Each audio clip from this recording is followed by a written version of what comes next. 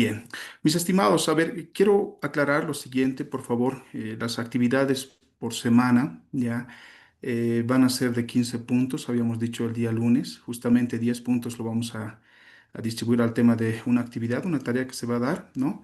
Y 5 puntos va a ser una evaluación que van a ser 5 preguntas que se van a dar cada semana, ¿no? Eso suma 15 puntos. Entonces, ustedes van a ir acumulando 15 puntos durante cada semana. Al final van a tener 60 puntos al final de las 4 semanas o 4 unidades que vamos a llevar.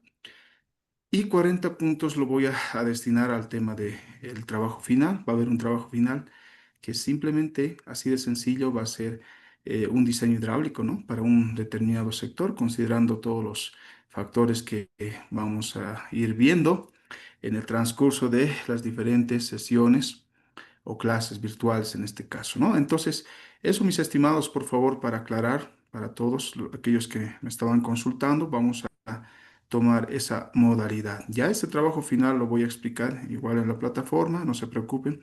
Las grabaciones se van a ir subiendo, las presentaciones también lo vamos a ir subiendo junto con otros materiales, ¿ya? Entonces, esa actividad va a ser realizada durante este fin de semana, la tarea y la evaluación. Entonces no va a ser nada de otro mundo, va a ser algo sencillo y puntual. Eso, mis estimados, si alguien tuviera alguna consulta, por favor, estoy presto a responder o si no, continuamos.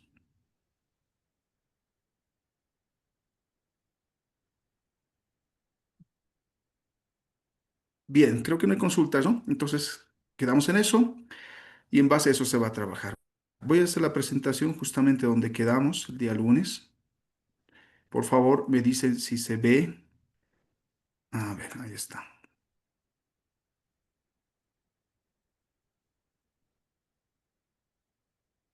Por favor, ¿se nota? ¿Me dicen, por favor? Sí, se te nota.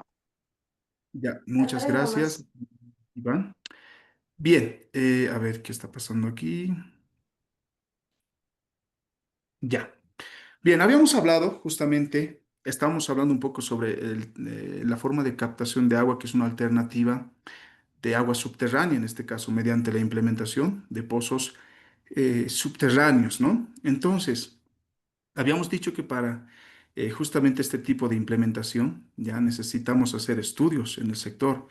Y dos de los principales estudios eran el tema de el geofísico y el hidrogeológico, ¿ya? Estos dos tipos de estudios son muy importantes para el punto de perforación, ¿no? Varios decían, conforme a su experiencia, que hay sectores donde empiezan a perforar por perforar, ¿no? Sin ninguna medida, sin ninguna normativa. Ya, y eso está repercutiendo en el tema de la calidad del agua, decían incluso, ¿no?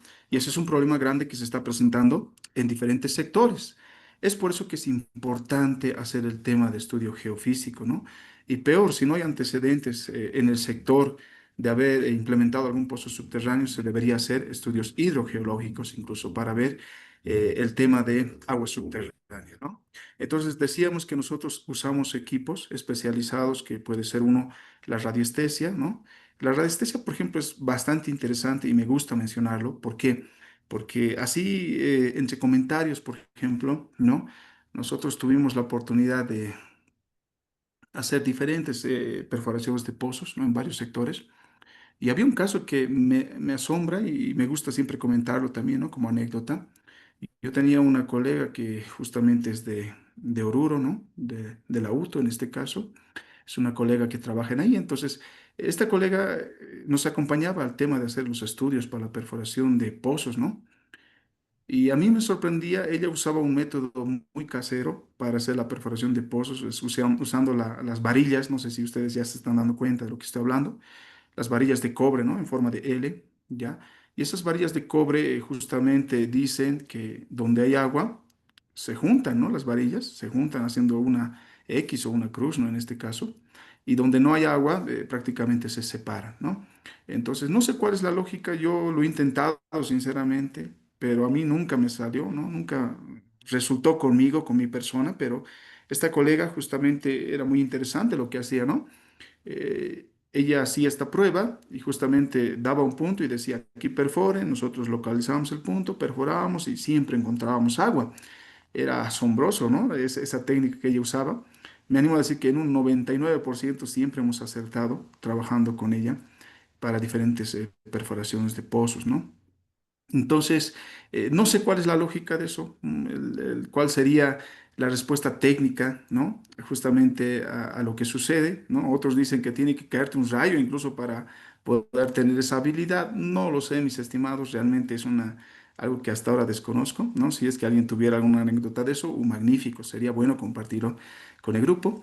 Pero es una forma casera, ¿no? Que usan muchos productores, muchas personas del sector para hacer la perforación de este tipo de pozos subterráneos, ¿no? Para captación de agua, pozos profundos para la captación de agua subterránea.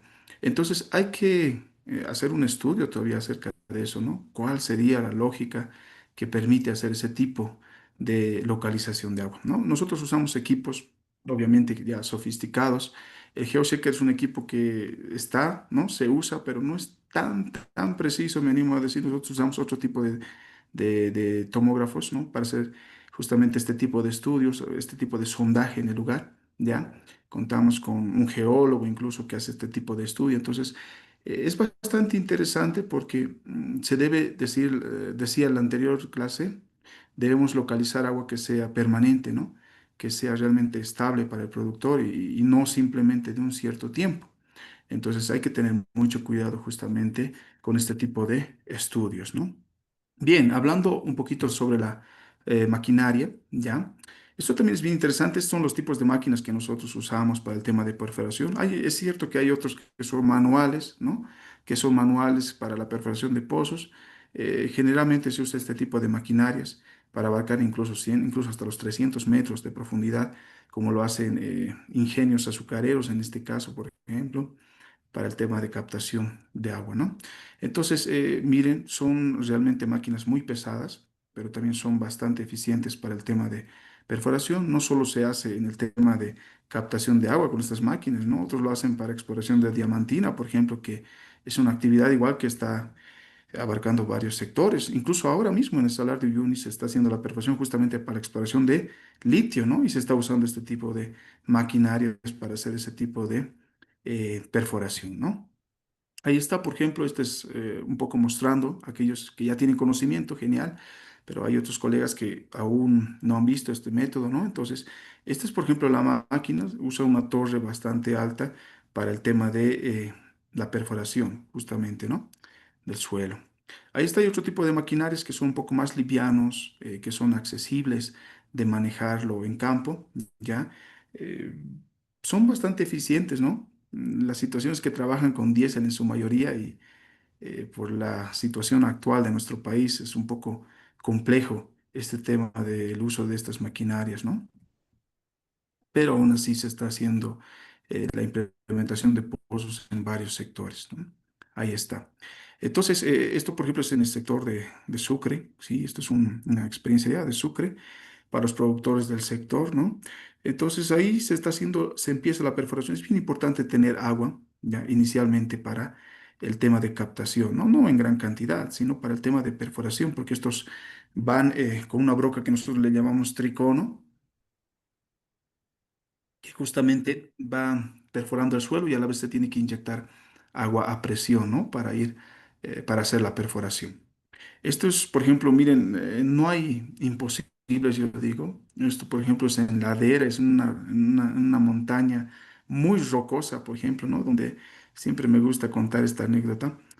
Varios productores del sector decían, no van a encontrar agua, no van a encontrar agua, peor en ese sector, en ese lugar, ¿no? Entonces nosotros somos bastante atrevidos en el tema de hacer los estudios, ya geofísicos, hidrogeológicos, incluso para el sector. Trabajamos muy serio en este ámbito. Y nos hemos puesto, ¿no? A hacer el tema de justamente la perforación del lugar. Recuerdo, los comunarios, ustedes ya saben, por la experiencia que ustedes tienen, también es bien dinámico, bien distinto el tema del trato del productor, ¿no? Recuerdo que aquí incluso nos decían ustedes están perforando el lugar en vano, ¿no? Incluso nos robaban nuestras cosas. Es bastante interesante manejar el tema de esa accesibilidad con los productores, ¿no? Y una vez recuerdo que encontramos el agua donde nos decían que no vamos a encontrar, recién se alegraron, recuerdo incluso que venían con comida al lugar porque estaban alegres de haber encontrado. Entonces la gente, o el productor muchas veces es bastante cerrado en este ámbito, ¿no? Duda, ¿no? Tiene su desconfianza, es muy desconfiado en este ámbito, pero nosotros estamos justamente para esa situación. Se puede conseguir agua, yo digo, en todo sector, haciendo un buen estudio geofísico, hidrogeológico del sector y podemos captar buena cantidad de agua, ¿no? El tema del estudio geofísico incluso nos determina a qué profundidad necesitamos trabajar, si a los 30, 50, 60, 100 metros o más, ¿no? de profundidad para hacer justamente la captación. Les hablaba del material para hacer la perforación. Justamente este es el tricono o la broca, le llaman otros, ¿no? Pero ese tricono es un nombre técnico, ya que pueden ser diferentes pulgadas. Los más comerciales son de 8,5 y de 9,7 octavos, por ejemplo, que se usan para hacer la perforación de estos pozos profundos, donde tranquilamente se puede hacer. Nosotros usamos el de 8,5, ¿no? Para hacer un entubado de 9 pulgadas, por ejemplo, en el sector, ¿no? Entonces, nos permite manejarlo de esa manera, ¿no? Este equipo, por ejemplo, este material, herramienta, tiene un costo bastante alto, ¿no? En el mercado. Yo les hablo de antes, de hace 2 años, que costaba $350 un tricono, o sea, una broca de estas, ¿no? Y cada barra incluso que se va inyectando o se va perforando, porque son varias barras que van a ingresar dentro del suelo, la cantidad que vamos a, en este caso perforar, también tiene su costo elevado, ¿no? Entonces tienen que ser barras bastante resistentes. Y a la hora de hacer este tipo de perforación, también hay que ser muy cuidadosos, yo digo, no es simplemente hacer una perforación directa y ya, ¿no? Entonces, ustedes saben que tiene que entrar incluso 60, 100 metros de profundidad con una misma dirección, ¿no? Suficiente que se desvíe un poco y ya tenemos un problema con el tema de estas barras. Incluso hubo situaciones donde 60 metros de barras que estás perforando y por un error lo sueltas las barras y se entra todo y, ¿no? Y es complicado recuperar luego porque estas 8,5 pulgadas o 9 pulgadas que estamos hablando es bastante estrecho, ¿no? Entonces, ¿cómo recuperamos de tanta profundidad esas barras? Peor todavía este material que es para la perforación, que son los triconos, ¿no?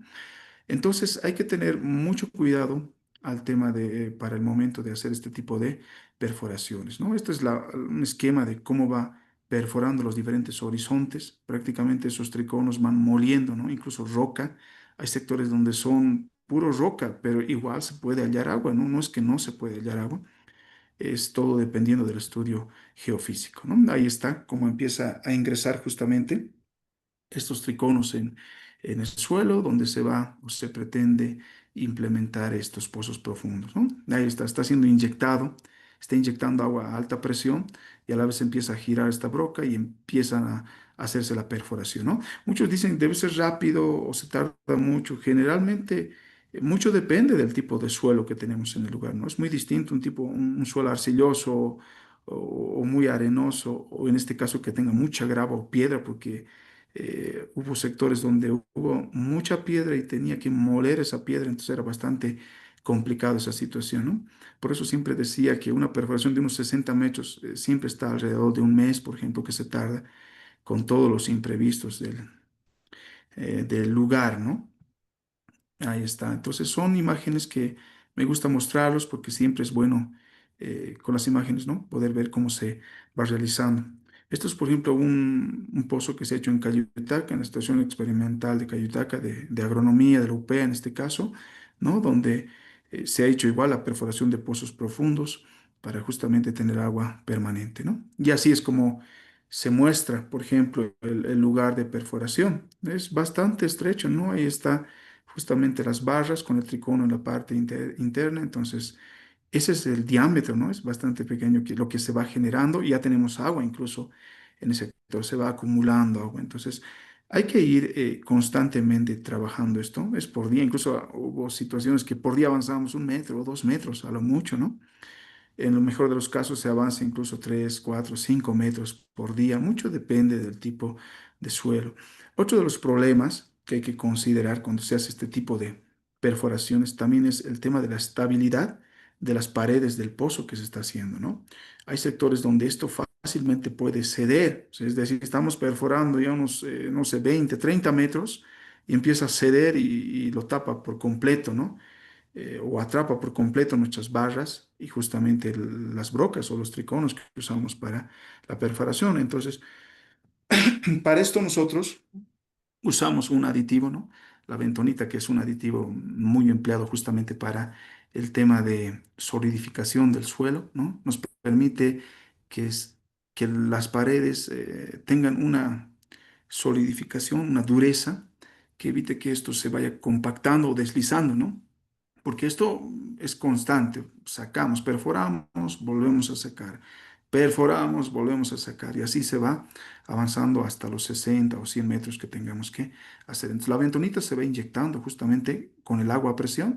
Vamos inyectando bentonita. Esto se va adheriendo a las paredes justamente para solidificarlos y volverlos más duros, ¿no? Ahora, esto no es eterno. No puedes decir que hemos puesto bentonita y esto va a durar para siempre, nunca se va a caer. No. Es por eso que tenemos un tiempo establecido para poder hacer ya el entubado o la puesta de tuberías, en este caso de esquema, que va a soportar, ¿no? El peso, el pozo en este caso. Ahí está, miren, hay lugares o experiencias donde incluso era mucha arcilla el lugar, mucho lodo. Es así como quedan los triconos, ¿no? Mucho dependiendo del sector, de cómo se va trabajando justamente. Una vez que hemos realizado, ¿no? El tema de la perforación, de los pozos profundos, se pasa a hacer el entubado, ¿no? Y empezamos a preparar. En aquí se maneja filtros y esto es bien importante. El tema de filtros es sumamente importante a la hora de hacer la puesta o el desarrollo de este pozo. ¿A qué me refiero? Por experiencias hemos tenido sectores donde hacen un pozo profundo, por ejemplo, aquí en La Paz, alrededor del lago Titicaca, donde hay varias comunidades donde han hecho perforaciones de este tipo de pozo, ¿no? Entonces pasa que 3 años, 5 años está funcionando el pozo y empieza a fallar la bomba sumergible en este caso, empieza a quemarse, incluso se quema la bomba sumergible. La experiencia de los productores lo que ven es que empieza a salir agua con mucha arena, dice, ¿no? De un color café, con mucha arena. Entonces, ese es un problema que hay que considerarlo, ¿no? Cuando hacemos la implementación de las tuberías. El tema de filtro, como estamos viendo en la imagen, nosotros lo preparamos, ¿no? Con una moladora, pero los milímetros, la abertura justamente de este filtro varía mucho conforme al tipo de suelo, ¿no? En suelos muy arenosos no es recomendable que la distancia o la abertura de estos filtros sea muy grande, porque la arena ustedes saben que fácilmente puede entrar por estos filtros y empezar a llenarse en la parte baja, concentrarse más y empezar incluso a tapar la bomba sumergible que vamos a poner dentro, ¿no? Y ese es el problema, ¿no? Varios sectores, por ejemplo, del lago, donde es bastante arenoso, ¿no? Han hecho este tipo, ¿no? Han puesto filtros incluso de 2 milímetros de abertura que fácilmente la arena ha ingresado aquí y se ha ido tapando la bomba y cuando sacamos la bomba sumergible incluso estaba lleno de arena. Entonces es un problema que hay que considerar. Los filtros o la abertura de estos filtros se hace en base al tipo de suelo, ¿no? Al tipo de suelo. Hay sectores que tienen grava, que es bastante grava, ¿no? Entonces ahí sí podemos usar aberturas tranquilamente mayor a 1 milímetro, pero hay sectores donde es bastante arenoso, entonces hay que ver una menor abertura de estos filtros, ¿no? Entonces vamos haciendo este tipo de filtros que va a ser en la parte baja justamente, ¿ya? Porque en la parte alta no tenemos. La recarga queremos que sea de la parte baja. Entonces, todas las tuberías con los filtros realizados o desarrollados se va, eh, se va poniendo en la parte baja, ¿no? Y aquellas tuberías normales van en la parte alta, ¿ya? Ahí están. Se hace una infinidad, mucho dependiendo de la profundidad del pozo, vamos desarrollando diferentes tuberías con filtros, ¿no? En el lugar. Una vez hecho esto, ya empezamos el proceso de entubado. Ya ahí está. Usamos generalmente tuberías de 6 pulgadas porque hemos hecho una abertura de 8,5, por ejemplo, ¿no? Entonces, si es una abertura del pozo de 8,5 pulgadas o 9 pulgadas en este caso, nosotros usamos barras de 6 pulgadas, que es lo estándar, que es lo más común en este caso. Hay un espacio a los bordes porque obviamente tiene que ser rellenado con una grava que a la vez va a permitir el filtrado del agua, ¿no? En el lugar. Una vez que hemos hecho la perforación, empezamos el entubado en la misma dirección de las barras donde hemos hecho el proceso de perforación, ¿no? Empezamos a hacer el entubado del lugar y empezamos a poner uno tras otro. Esto es un poco moroso, pero tenemos que ser bastante cuidadosos. Aquí es el problema, ¿no? Puede ser que a los 50 metros de entubado algo empieza a obstruir, ¿no? Y muchas veces he visto que muchos técnicos, muchas empresas, esto tratan de incluso a la fuerza, ¿no? Meterlo, pero hay que tener mucho cuidado en eso porque podemos causar una ruptura incluso de la tubería. Estas tuberías se van uniendo uno tras otro mediante tornillos, no es así, nomás no es un pegamento PVC, ¿no? Generalmente se usan tornillos que hagan la sujeción correcta de una tubería con la otra tubería, ¿no? Y ahí está, empezamos. En algunos lugares, vuelvo a decir, hacemos esto, ¿no? Parándonos en la tubería en la parte alta, empezamos a empujar, empujar para que ingrese. Recuerden que esto tiene bentonita, ese pozo. Nos está permitiendo que esté estable, que no se deslice, que no se venga prácticamente el tema del pozo, ¿no? Entonces, pero eso, vuelvo a decir, no es por mucho tiempo, tenemos que actuar rápidamente para hacer el entubado, ¿no? Entonces empezamos a entubar todo el pozo, las barras que tengan que entrar, generalmente estas barras de 6 pulgadas son de 5 o 6 metros, ¿no? Que podemos encontrarla en el mercado. Mucho varía. Por ejemplo, esta es una tubería americana, que es muy buena, mejor que las que usamos de esquema, las tuberías blancas, que son de tigre, por ejemplo, ¿no? Pero tienen que ser siempre esquema para que sean muy duraderos, ¿no? Entonces se va introduciendo tubería tras tubería, ¿ya? Estos son con rosca, por ejemplo, estas tuberías son americanas, vuelvo a decir, y a la vez nosotros ponemos tornillos que son bastante reforzados, ¿no? Para evitar ese problema de que una tubería se rompa o se separe de otra, ¿no? Entonces con palma vamos introduciendo tubería tras tubería. Bien, entonces, miren, ahí está. Hemos puesto ya la última tubería en el lugar y queda de esta forma, ¿no? Si pueden ver alrededor del pozo profundo, mira, hay agua, ya hay agua alrededor del sector, ¿no? Donde prácticamente hay que introducir la grava que va a servir para hacer una correcta filtración del pozo. Ya, ahí está. Esta es la tubería americana que les digo. Este es un ejemplo, por ejemplo, de un encamisado. El término de encamisado, por ejemplo, se usa para pozos donde por alguna razón, ¿no? Vuelvo a decir, hubo ese problema de que ha empezado a ingresar sedimentos dentro del pozo y se ha empezado a hacer un lodo y esto ya obstruye lo que es el pozo, ¿no? Entonces nosotros hacemos un encamisado. ¿A qué se refiere esto?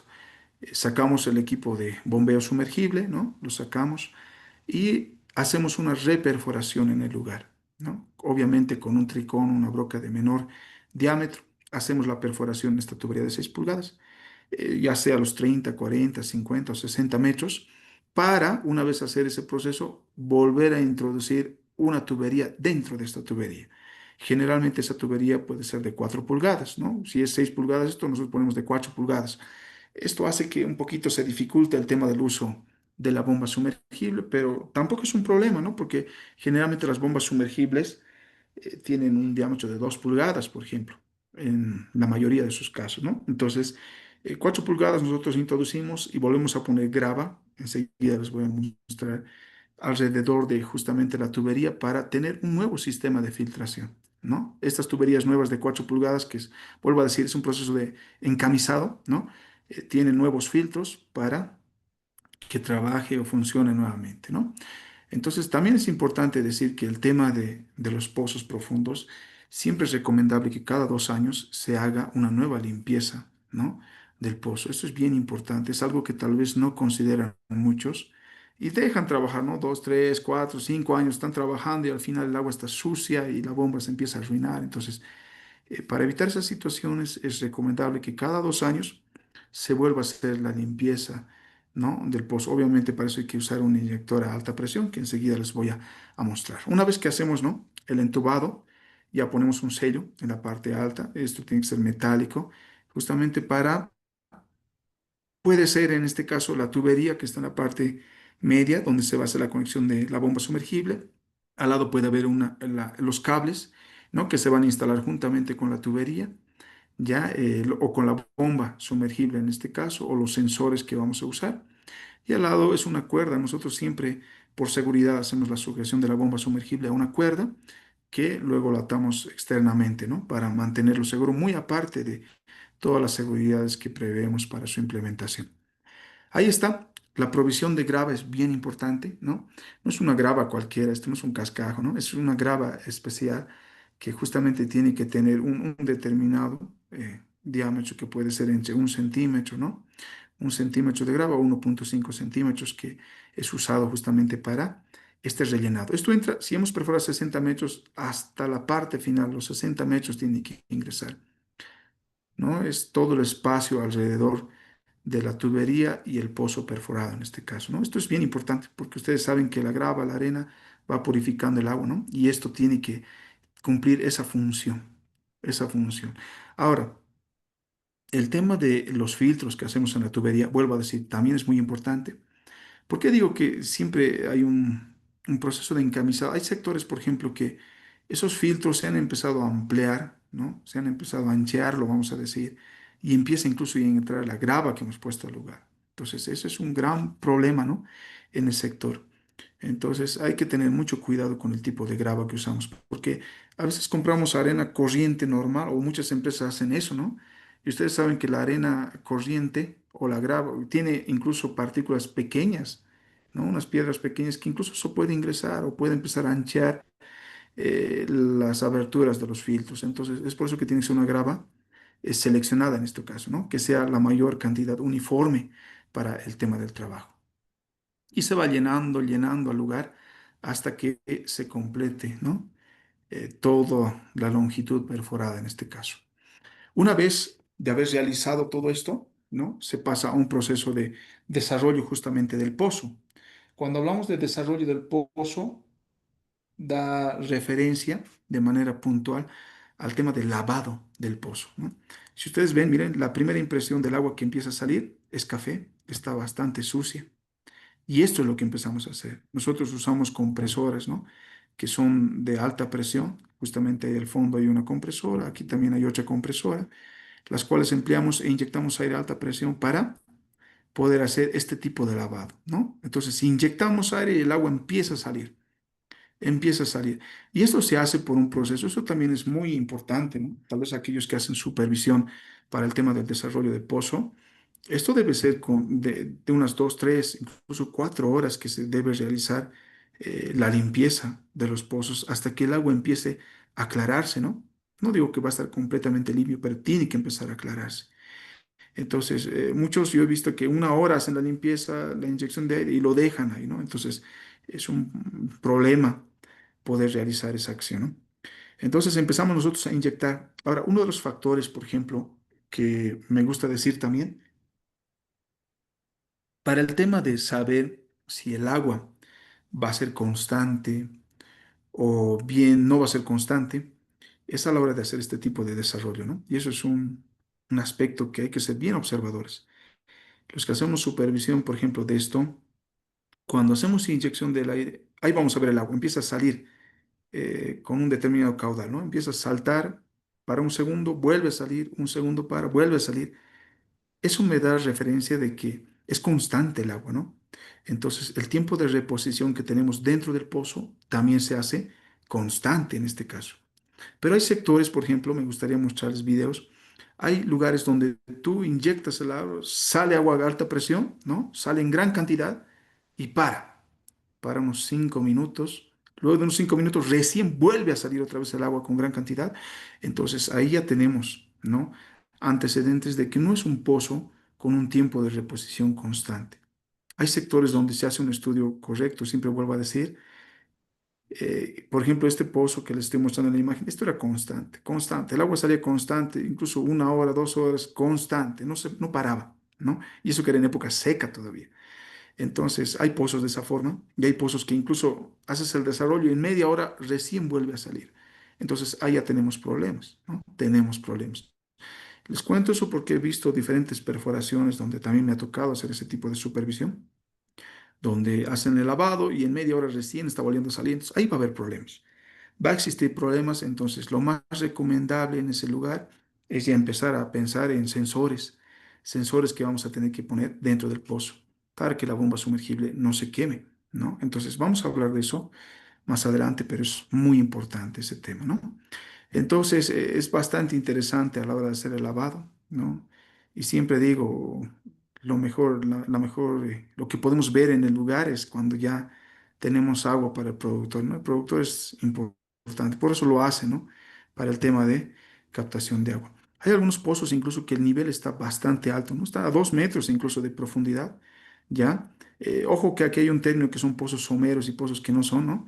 Hay lugares que he visto donde son someros que no necesitan ni siquiera una moto, una bomba sumergible, ¿no? Por el tema de presión están saliendo solos. Pero hay otros sectores que no son así, pero el nivel también se mantiene bastante alto. Por ejemplo, en este pozo estaba a 2 metros el nivel, ¿no? Entonces, una bomba como esta, que es una motobomba, es una bomba centrífuga, así se le conoce. Vamos a hablar también de bombas un poco más adelante.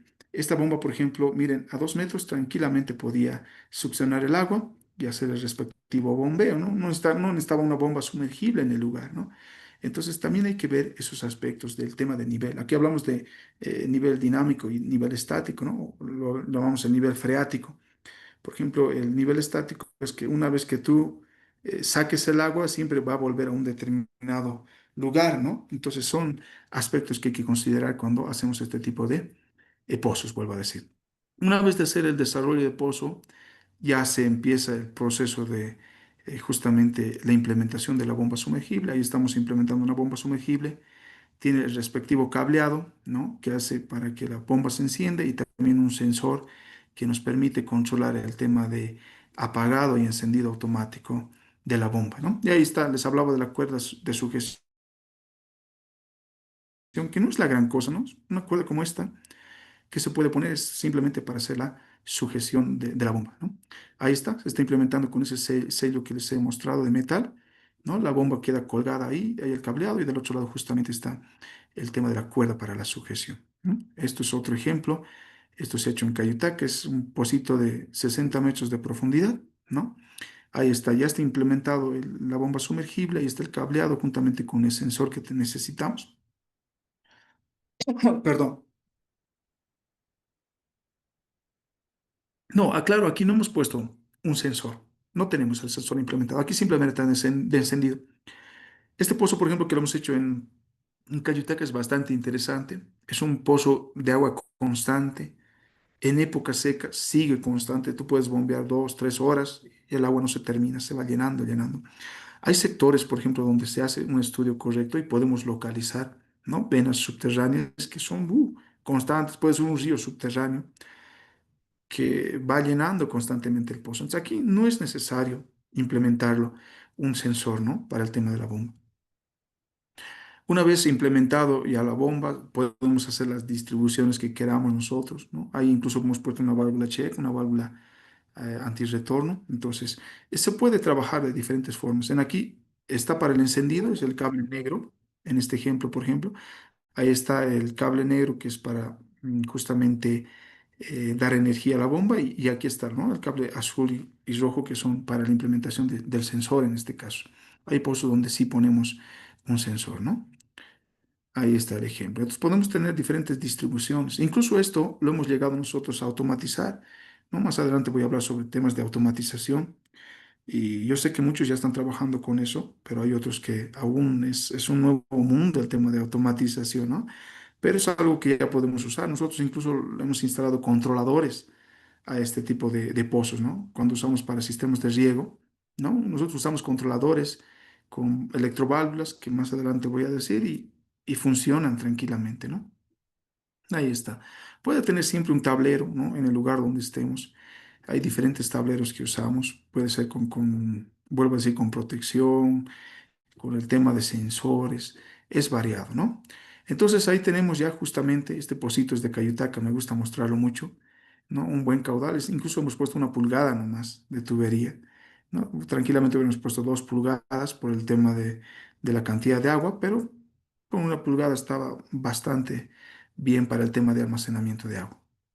Ahí está, ¿no? Ahí está una vez concluido el pozo. Aquí ya solo faltaba el sello sanitario, que también es muy importante. El sello sanitario consiste en poner una infraestructura de concreto, ¿no? Justamente alrededor de la tubería para evitar que ingresen impurezas, ¿no? O el tema del agua, de la lluvia, no sé, algo, una impureza que también se puede tranquilamente infiltrar, ¿no? De manera superficial.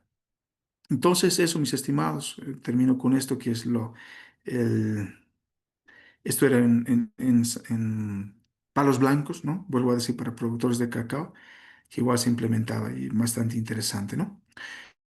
Eso, mis estimados, para pasar, para seguir avanzando, ¿alguien tuviera alguna consulta, por favor? Adelante. O alguien tal vez tiene, quiere escribir al chat, tranquilamente puede hacerlo. Yo estoy presto a responder. Adelante, no sé, quieren saber sobre costos. Este es el momento, ¿no? Adelante.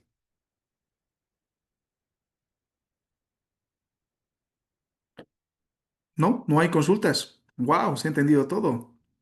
Generalmente es un tema que mucho consultan, ¿no? A ver, vamos a ver, hay una consulta. Dice, ¿cuál es la función de los sensores? Ah, muy importante.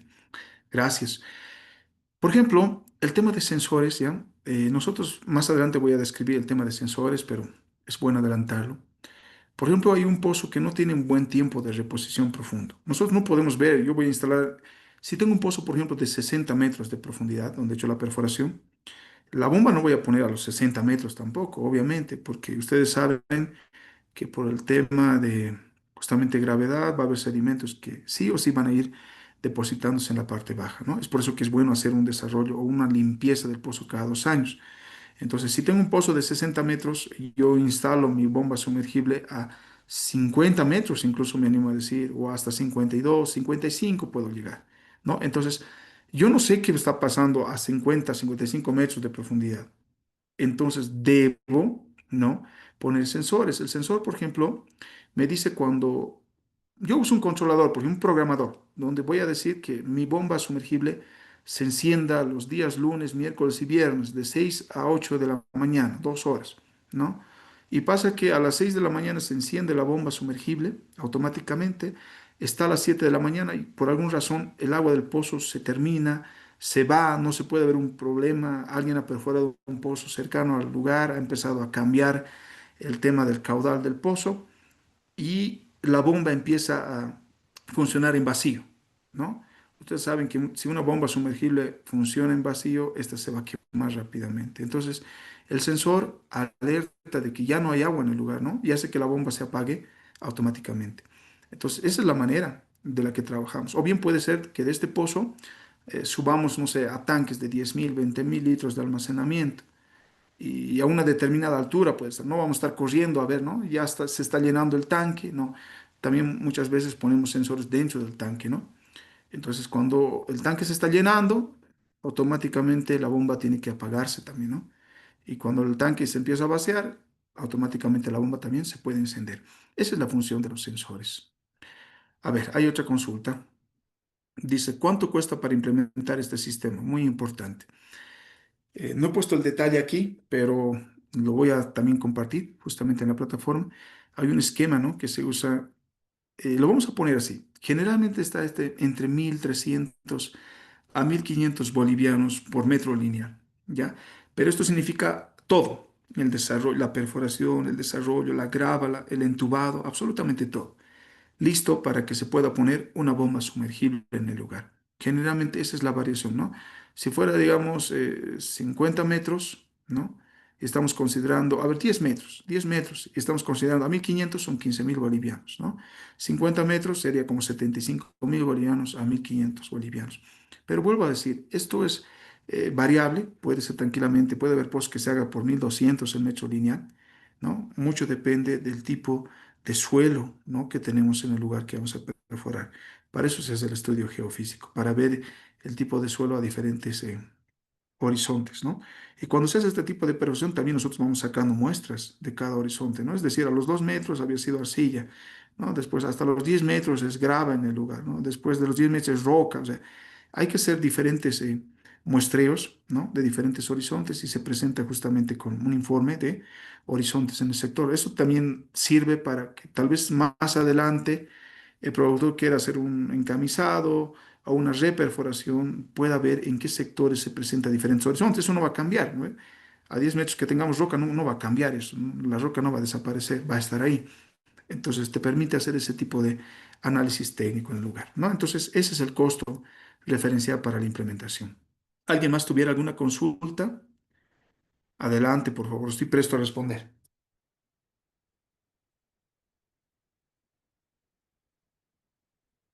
¿Nadie?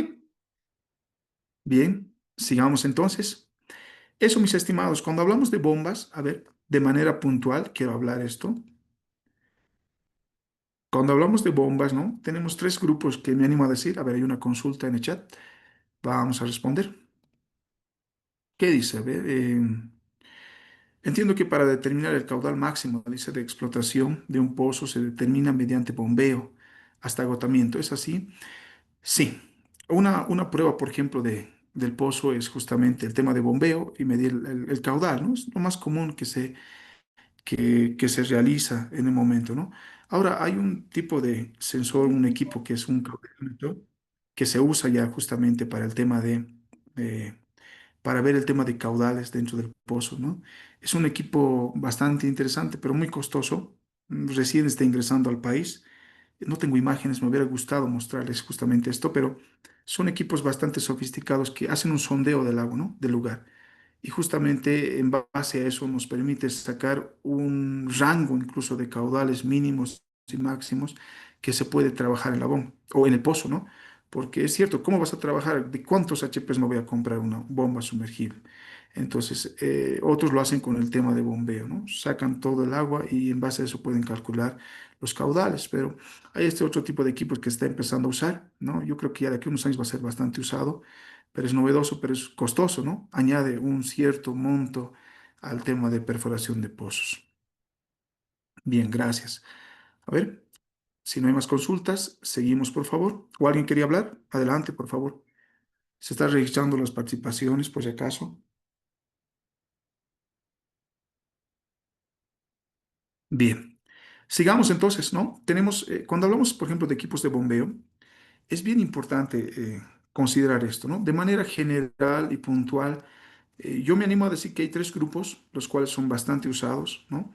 Que pueden ser las bombas centrífugas que están al lado izquierdo, ¿no? Bombas centrífugas que pueden ser a combustión interna o prácticamente a gasolina, comúnmente llamados como motobombas. Luego tenemos las bombas centrífugas que también pueden ser a electricidad, las famosas electrobombas, ¿no? Que en este caso no son de combustión interna. Las bombas, por ejemplo, de arriba, las famosas Hondas, que son bastante usadas en diferentes proyectos, son consideradas de autosucción, que significa que no necesitan válvulas de retención justamente para su uso, ¿no? En cambio, las bombas eléctricas es un factor limitante, necesita sí o sí un proceso de cebado y una válvula de retención para su correcto funcionamiento, ¿no? Entonces, es un aspecto que hay que tener mucho cuidado. Si hablamos en temas de manejo, por ejemplo, las bombas a gasolina o de combustión interna son las que más aguantan si empieza a trabajar en vacío. En cambio, las bombas eléctricas, uy, es inmediato, ¿no? Se queman inmediatamente. Entonces son bastante rústicas las bombas a gasolina. Y si nos ponemos a plantear netamente sobre las bombas a combustión interna, también hay que considerar que estas se pueden dividir tranquilamente en dos tipos de bombas, ¿no? De manera puntual, que son las de caudal y también son las de presión, ¿no? Y esto se ha empezado a trabajar mucho en diferentes programas, ¿no? Entregando a productores, por ejemplo, en el sector de los valles, del trópico, el que más se usa o se vende son las bombas a presión, que es lo mismo, es el mismo, la misma infraestructura tienen que esta bomba de que está en la imagen, solo que son de alta presión, ¿no? Generan una mayor presión para la elevación de agua. Esta bomba, por ejemplo, que está aquí es la de caudal, es la más común, la que se compra o se vende en el mercado, ¿no? Que sirve justamente para trabajar, para inundación, llevan muchos, ¿no? Pero también se puede usar para el tema de tecnificación. Mucho depende de la presión manométrica con la que se trabaja la salida justamente de estos equipos y en base a eso se puede hacer un diseño un cálculo de la cantidad de aspersores, la red de tubería que vamos a usar, ¿no? Eso es bien importante y eso también tenemos que aprender justamente en este módulo, ¿no? Porque es un aspecto que muchos no llegan a comprenderlo, digo, en qué tipo, cómo debo comprar la bomba, ¿no? Muchos seguimos hablando por el tema de potencia, cuando ya no es así, ¿no? El tema de potencia ya no es relevante para el uso, por ejemplo, de un equipo de bombeo dentro de un sistema, pero se sigue haciendo cálculos de potencia, ¿no? En este caso, lo que más a mí me interesa es el tema de presión y caudal, para el tema de hacer un diseño hidráulico correcto dentro del riego parcelar. Cuando hablamos de una motobomba o un equipo de eh, autosucción o de combustión interna como esta, es un poco variable el tema de manejo de presiones, ¿no? Incluso tiene un acelerador que me permite generar mayor presión o menor presión. Eso muchas veces es accesible, ¿no? Pero haciendo prácticas y por experiencia le digo, la máxima presión que hemos podido hallar en estas bombas de caudal ha sido de 1,8, incluso a 2 bares de presión o 20 metros de columna de agua ha sido lo máximo que hemos podido encontrar. Entonces, eso me limita al uso. Por ejemplo, hay otros en varios programas, yo digo siempre esto, y no sé bajo qué criterio lo han realizado, y sé que ustedes, colegas, también hayan visto, ¿no? Mucho, por ejemplo, el programa PAR, el programa CRIAR, que son programas del EMEDRID, han ido entregando, ¿no? Estos equipos de bombeo, las motobombas, las lonas y los cañones de riego, los famosos cañones de riego. ¿No? Y no sé cuál es el criterio técnico, pero bueno, ¿no? A la hora de funcionamiento ven que riega, pero no es de forma ideal. Por ejemplo, el cañón de riego que ustedes ven mínimamente necesita 4 bares para un correcto funcionamiento. No digo que no. A estos 2 bares que genera esta motobomba a 1,8 bares, funciona. No voy a decir no, que no, funciona, pero no es la presión correcta que necesita ese cañón.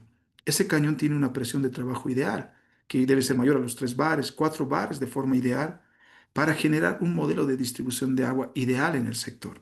Entonces, eso es un problema, ¿no? Que hay que considerarlo mucho, pero el productor, ¿qué hace? O sea, tiene al alcance esta bomba de caudal. Es lo que puede acceder muchas veces, porque si hablamos de la bomba de presión, de la motobomba de presión, estas también doblegan el precio de estas de caudal, ¿no? Es muy complicado que el productor compre esto. Entonces, hay que considerar esos factores, ¿no? No es simplemente entregar un equipo de bombeo para un cañón de riego. O sea, no es que no funcione, es funcional, pero no es correcta la presión. Y eso muchas veces demarca a que, o delimita, o limita a que el productor pueda usarlo después constantemente, porque dice, no, me lo está arruinando el cultivo. Incluso me animo a decir, este tipo de cañones con estas bombas es más para recuperación, ¿no? De praderas puede ser, o bien para humedecer el suelo antes de una siembra, pero no así para el riego, pero no, así lo han hecho ver muchos programas, entregando estas motobombas con sus lonas y los cañones, ¿no? Entonces es un factor que hay que considerar mucho a la hora de hacer este tipo de implementaciones, la parte técnica, el tema de relación caudal-presión, que vamos a ver mucho dentro de este módulo, ¿no? Y bueno, hay un tercer grupo que son las bombas tipo lápiz o también lo decimos bombas sumergibles, que justamente sirven para trabajar para impulsar el agua a grandes alturas, ¿no? Estos tranquilos hemos implementado a 100 metros incluso. Hay equipos de bombeo que incluso hay de 150 metros que te pueden impulsar el agua, ¿no? Pero también los costos son bastante elevados, mucho dependiendo de la marca. Generalmente las marcas con las que más trabajamos son alemanas e italianas, ¿no? Las Pedrols, ¿quién puede negar la marca Pedroli, por ejemplo, que es italiano, ¿no? Pero las alemanas también están resultando bastante bien. Entonces, en tema eh, de bombas sumergibles también es muy importante ver esos aspectos, ¿no? Eso, mis estimados. No sé si hay alguna consulta de las bombas o alguna anécdota que ustedes quieran comentar. Adelante, estoy presto a escucharles. ¿O algo al chat?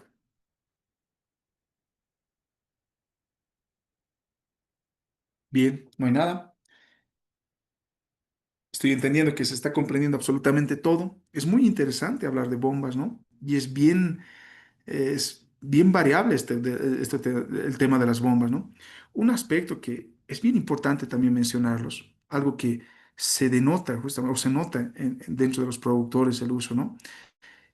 Por ejemplo, esto es una bomba de combustión interna, hace rato les vuelvo a decir, una motobomba a caudal, lo llamaremos.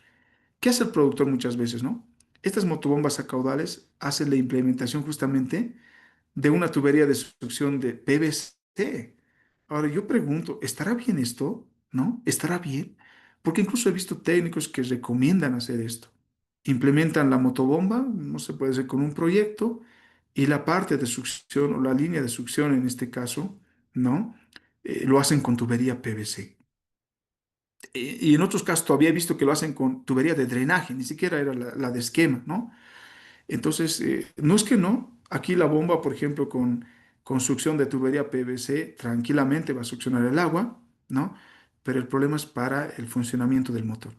Estos equipos, por ejemplo, tienen ya un menor tiempo de vida, necesitan un mayor mantenimiento por el tema de la tubería de succión que estamos usando, ¿no? No por nada estas tienen una manguera especial, le llamamos manguera de succión, que son con anillos reforzados de color naranja, azul, de todo hay en el mercado, ¿no? Que son necesarias para usar. Ahí está en la imagen, por ejemplo.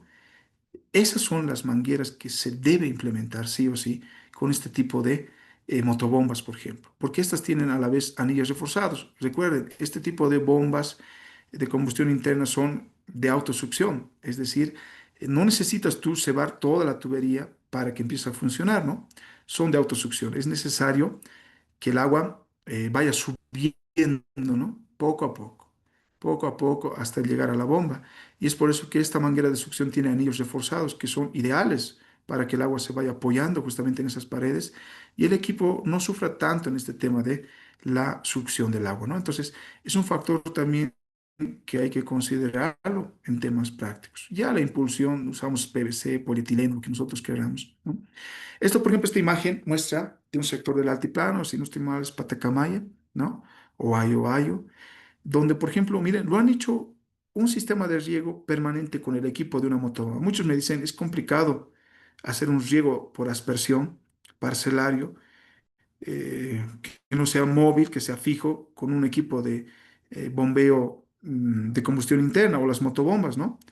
Pero miren, se puede tranquilamente. En este caso, el productor adapta su bomba al lugar, incluso le pone una casetita y tiene su manguera de succión hacia la zona del río, donde succiona y tranquilamente impulsa, ¿no? Hasta el sector del riego. Entonces se pueden hacer muchas cosas. Otros le ponen uniones universales para hacer el desmontado fácil, ¿no? De la red de tuberías en el lugar. Les estoy hablando de cosas bien prácticas, de lo que se ve en campo, mis estimados, porque eso es lo que me gusta hacer, ¿no? Son varias experiencias que demuestran y hay que ser muy cuidadosos, ¿no? En ese ámbito de la implementación, porque cuando hacemos una implementación, ¿no? Yo veo, también he tenido la oportunidad de evaluar diferentes proyectos que se hacen y veo de manera general, ¿no? Unidad de bombeo, línea principal, pero el tema de accesorios, créanme o no crean, es bastante interesante e importante considerarlo a la hora de hacer un diseño hidráulico y correcto todavía en este caso, ¿no? Eso, mis estimados, he visto que en este tipo de bombas no necesitan, no usan una válvula de retención, pero siempre es bueno recubrirlo de impurezas, ¿no? Ahí ponen una malla milimétrica justamente a la zona de succión para evitar el ingreso de impurezas, porque por más de ser una motobomba que es de todo terreno, me animo a decir, porque hasta aguas con diferentes impurezas van, ¿no? Bombeando esto, pero siempre puede haber algo que puedan afectar las aspas de la motobomba y no está de más poner este tipo de eh, mallas, ¿no? Una vez recuerdo, ratones habían entrado a la motobomba, era terrible eso, ¿no? Ratones habían empezado a succionar, recuerdo que ha sido todo un caos. Entonces, para evitar esos problemas, no está de más hacer este tipo de implementación, ¿no? Siempre es bueno, el cebado es rápido, la autosucción también tiene que ser rápido. He visto casos donde, ¿no? Piden, por ejemplo, los productores siempre a los ingenieros dicen, prenda la bomba, ¿no? Y enciende la bomba y nunca sale el agua, ¿no? Entonces, este tema de la succión hay que tener bastante cuidado. Un poco de aire que ingresa al lugar, ustedes saben que nunca va a empezar a impulsar el agua, ¿no? Nunca va a impulsar el agua, va a estar ahí encendido. Entonces, incluso hasta eso tiene su técnica, ¿no? Otros incluso tienen que, ahí mismo quieren sacar la manguera de succión y volverlo a introducir. Nunca va a salir el agua, mis estimados. Es algo con el que tropiezan, ¿no? Y es muy feo estar pasando ese tipo de situación ante los productores, ¿no? En este caso incluso hay técnicas bastante rápidas, como por ejemplo un pequeño cebado. Si es que tú ves que ha ingresado aire y vuelves a arreglarlo, para no estar sacando, desarmando otra vez la manguera de succión, otros desde la tapita que es, ¿no? Para el cebado del agua lo abren un poco y dejan que ingrese un poco de aire y van a ver que tranquilamente el agua empieza a subir por la manguera de succión y tranquilamente empieza a impulsar. Son cositas que, detalles tan pequeños que son bien necesarios a la hora de hacer el uso de estos equipos, ¿no? Cuando hablamos, por ejemplo, de bombas que son eléctricas en este caso, ¿no? Nos permite, ahí sí, es la ventaja de usar este tipo de bombas es que nos permite emplear los sensores, ¿no? Sensores. En estos pozos, por ejemplo, donde tenemos con una tapa incluso de concreto, yo no puedo ver adentro. Si el agua estará arriba, estará abajo, se estará terminando, no lo sé, ¿no? Esta es una bomba, por ejemplo, eléctrica, alemana, ¿no? Entonces, implemento, en aquí sí, la línea de succión tiene que ser PVC, obviamente, tranquilamente podemos trabajar con eso.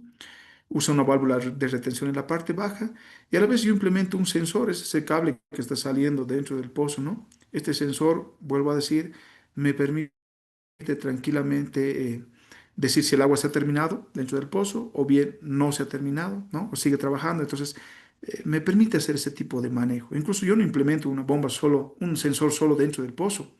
Implemento otros sensores dentro del tanque, incluso, ¿no? Si voy a hacer para elevar el agua a un tanque, también voy a implementar un sensor dentro del tanque. Entonces, me permite hacer ese tipo de automatización, el trabajar con este tipo de bombas eléctricas. La situación de estas es que tiene un caudal definido, ¿no?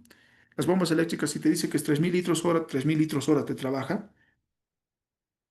Pero, ojo, eso también es un punto que me gustaría mencionarles porque es bien importante. Si hablamos de características, por ejemplo, hidráulicas de las bombas, y eso es algo en lo que comúnmente los técnicos cometen errores a la hora de hacer una formulación de proyecto, a la hora de elegir una bomba, ¿no? Vuelvo a decir, muchos se dejan guiar por la potencia, cuando no debería ser tanto así, ¿no? Sino debería ser más por el tema de presión y caudal. Les he hablado, por ejemplo, de la otra, de la motobomba, este equipo de bombeo. Según, por ejemplo, sus características hidráulicas, este equipo de bombeo tendría que botarme 38, ¿no? 38 metros de columna de agua, tranquilamente en temas de presión. Pero a la hora de hacer el funcionamiento, les vuelvo a decir, llegaba a 18 metros o 1,8 bares. Me animo a decir que un 50% se disminuye o se reduce. Esto debido al tema de la presión atmosférica, que es un factor que influye mucho en el tema del uso de estos equipos, ¿no? Esas características, ¿no?, que tiene el equipo, que hace un producto o que hace un técnico, muchas veces lo que he visto, ¿no? Agarra el catálogo de este equipo de bombeo, dice altura máxima 38 metros, bien, en base a eso hace su diseño. Ustedes saben que el tema de presión de este equipo de bombeo que genera es muy importante para determinar el funcionamiento de los aspersores, ¿no? Entonces, ahí está el problema. Dicen 38 metros, 36 metros, ¿no? Y trabajan con esos 36 metros por el tema del diseño. Y a la hora de funcionamiento, el aspersor no funciona bien, ¿no? Entonces, es un problema que hay que considerar. Yo siempre digo un 50%, por ciento, por ejemplo, de eficiencia, deberíamos reducirlo esto. No es un 100% de eficiencia la que tiene, por ejemplo, en sectores del altiplano, ¿no? Incluso en Caranavi he visto que no es los 36 metros o 38 metros que señalan estos, ¿no? ¿Por qué? Porque afecta el tema de la presión atmosférica. En este sector, incluso hay sectores altos donde hemos trabajado a 4.300 metros sobre el nivel del mar usando estos equipos. He visto que apenas a 10 metros de altura, es decir, un pilar a 10 metros de altura, ya estaba sufriendo, no podía subir a un tanque elevado a 10 metros de altura. Entonces, son factores que hay que considerar, ¿no? No es los 36, 38 metros. Generalmente yo les recomiendo siempre tomar un 50% de eficiencia para el uso de estas bombas dentro de lo que es el diseño hidráulico, ¿no? Lo mismo pasa con las bombas eléctricas, ¿no? Pueden tener tranquilamente funciones que dice a 20 metros, pero en realidad no es así. A ver, hay una pregunta. Vamos a responder. ¿Qué dice? Dice, en estas bombas entiendo que también reduce la presión, las pérdidas de carga por fricción, dependiendo del diámetro de la tubería. Ese ya es un tema de diseño hidráulico a nivel de parcela. Estamos hablando ahorita netamente del equipo de bombeo. Es decir, yo trabajo con manómetros, que es lo más común para medir presiones, y yo debo tener instalado un manómetro a la salida de justamente cada bomba, ¿no? Y de eso yo les digo por experiencia que llega a 1,8 o 2 bares, incluso trabajando las motobombas con full acelerado, incluso, ¿no?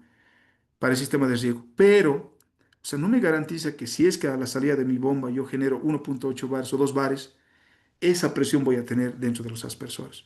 Es por eso que la otra semana vamos a trabajar mucho en esto. Van a ver que es muy interesante. Muchos se complican, pero no es así. Es muy interesante el tema de diseño. Hay pequeñas técnicas que hay que considerar incluso para hacer un correcto diseño, ¿no? Decimos, por ejemplo, 1,8 bares. A la parcela llegará pues 1,5. Tendría que llegar a 1,5 mínimo, a decir 1,3, 1,4. Para mí eso es una buena pérdida de presión en ese tramo.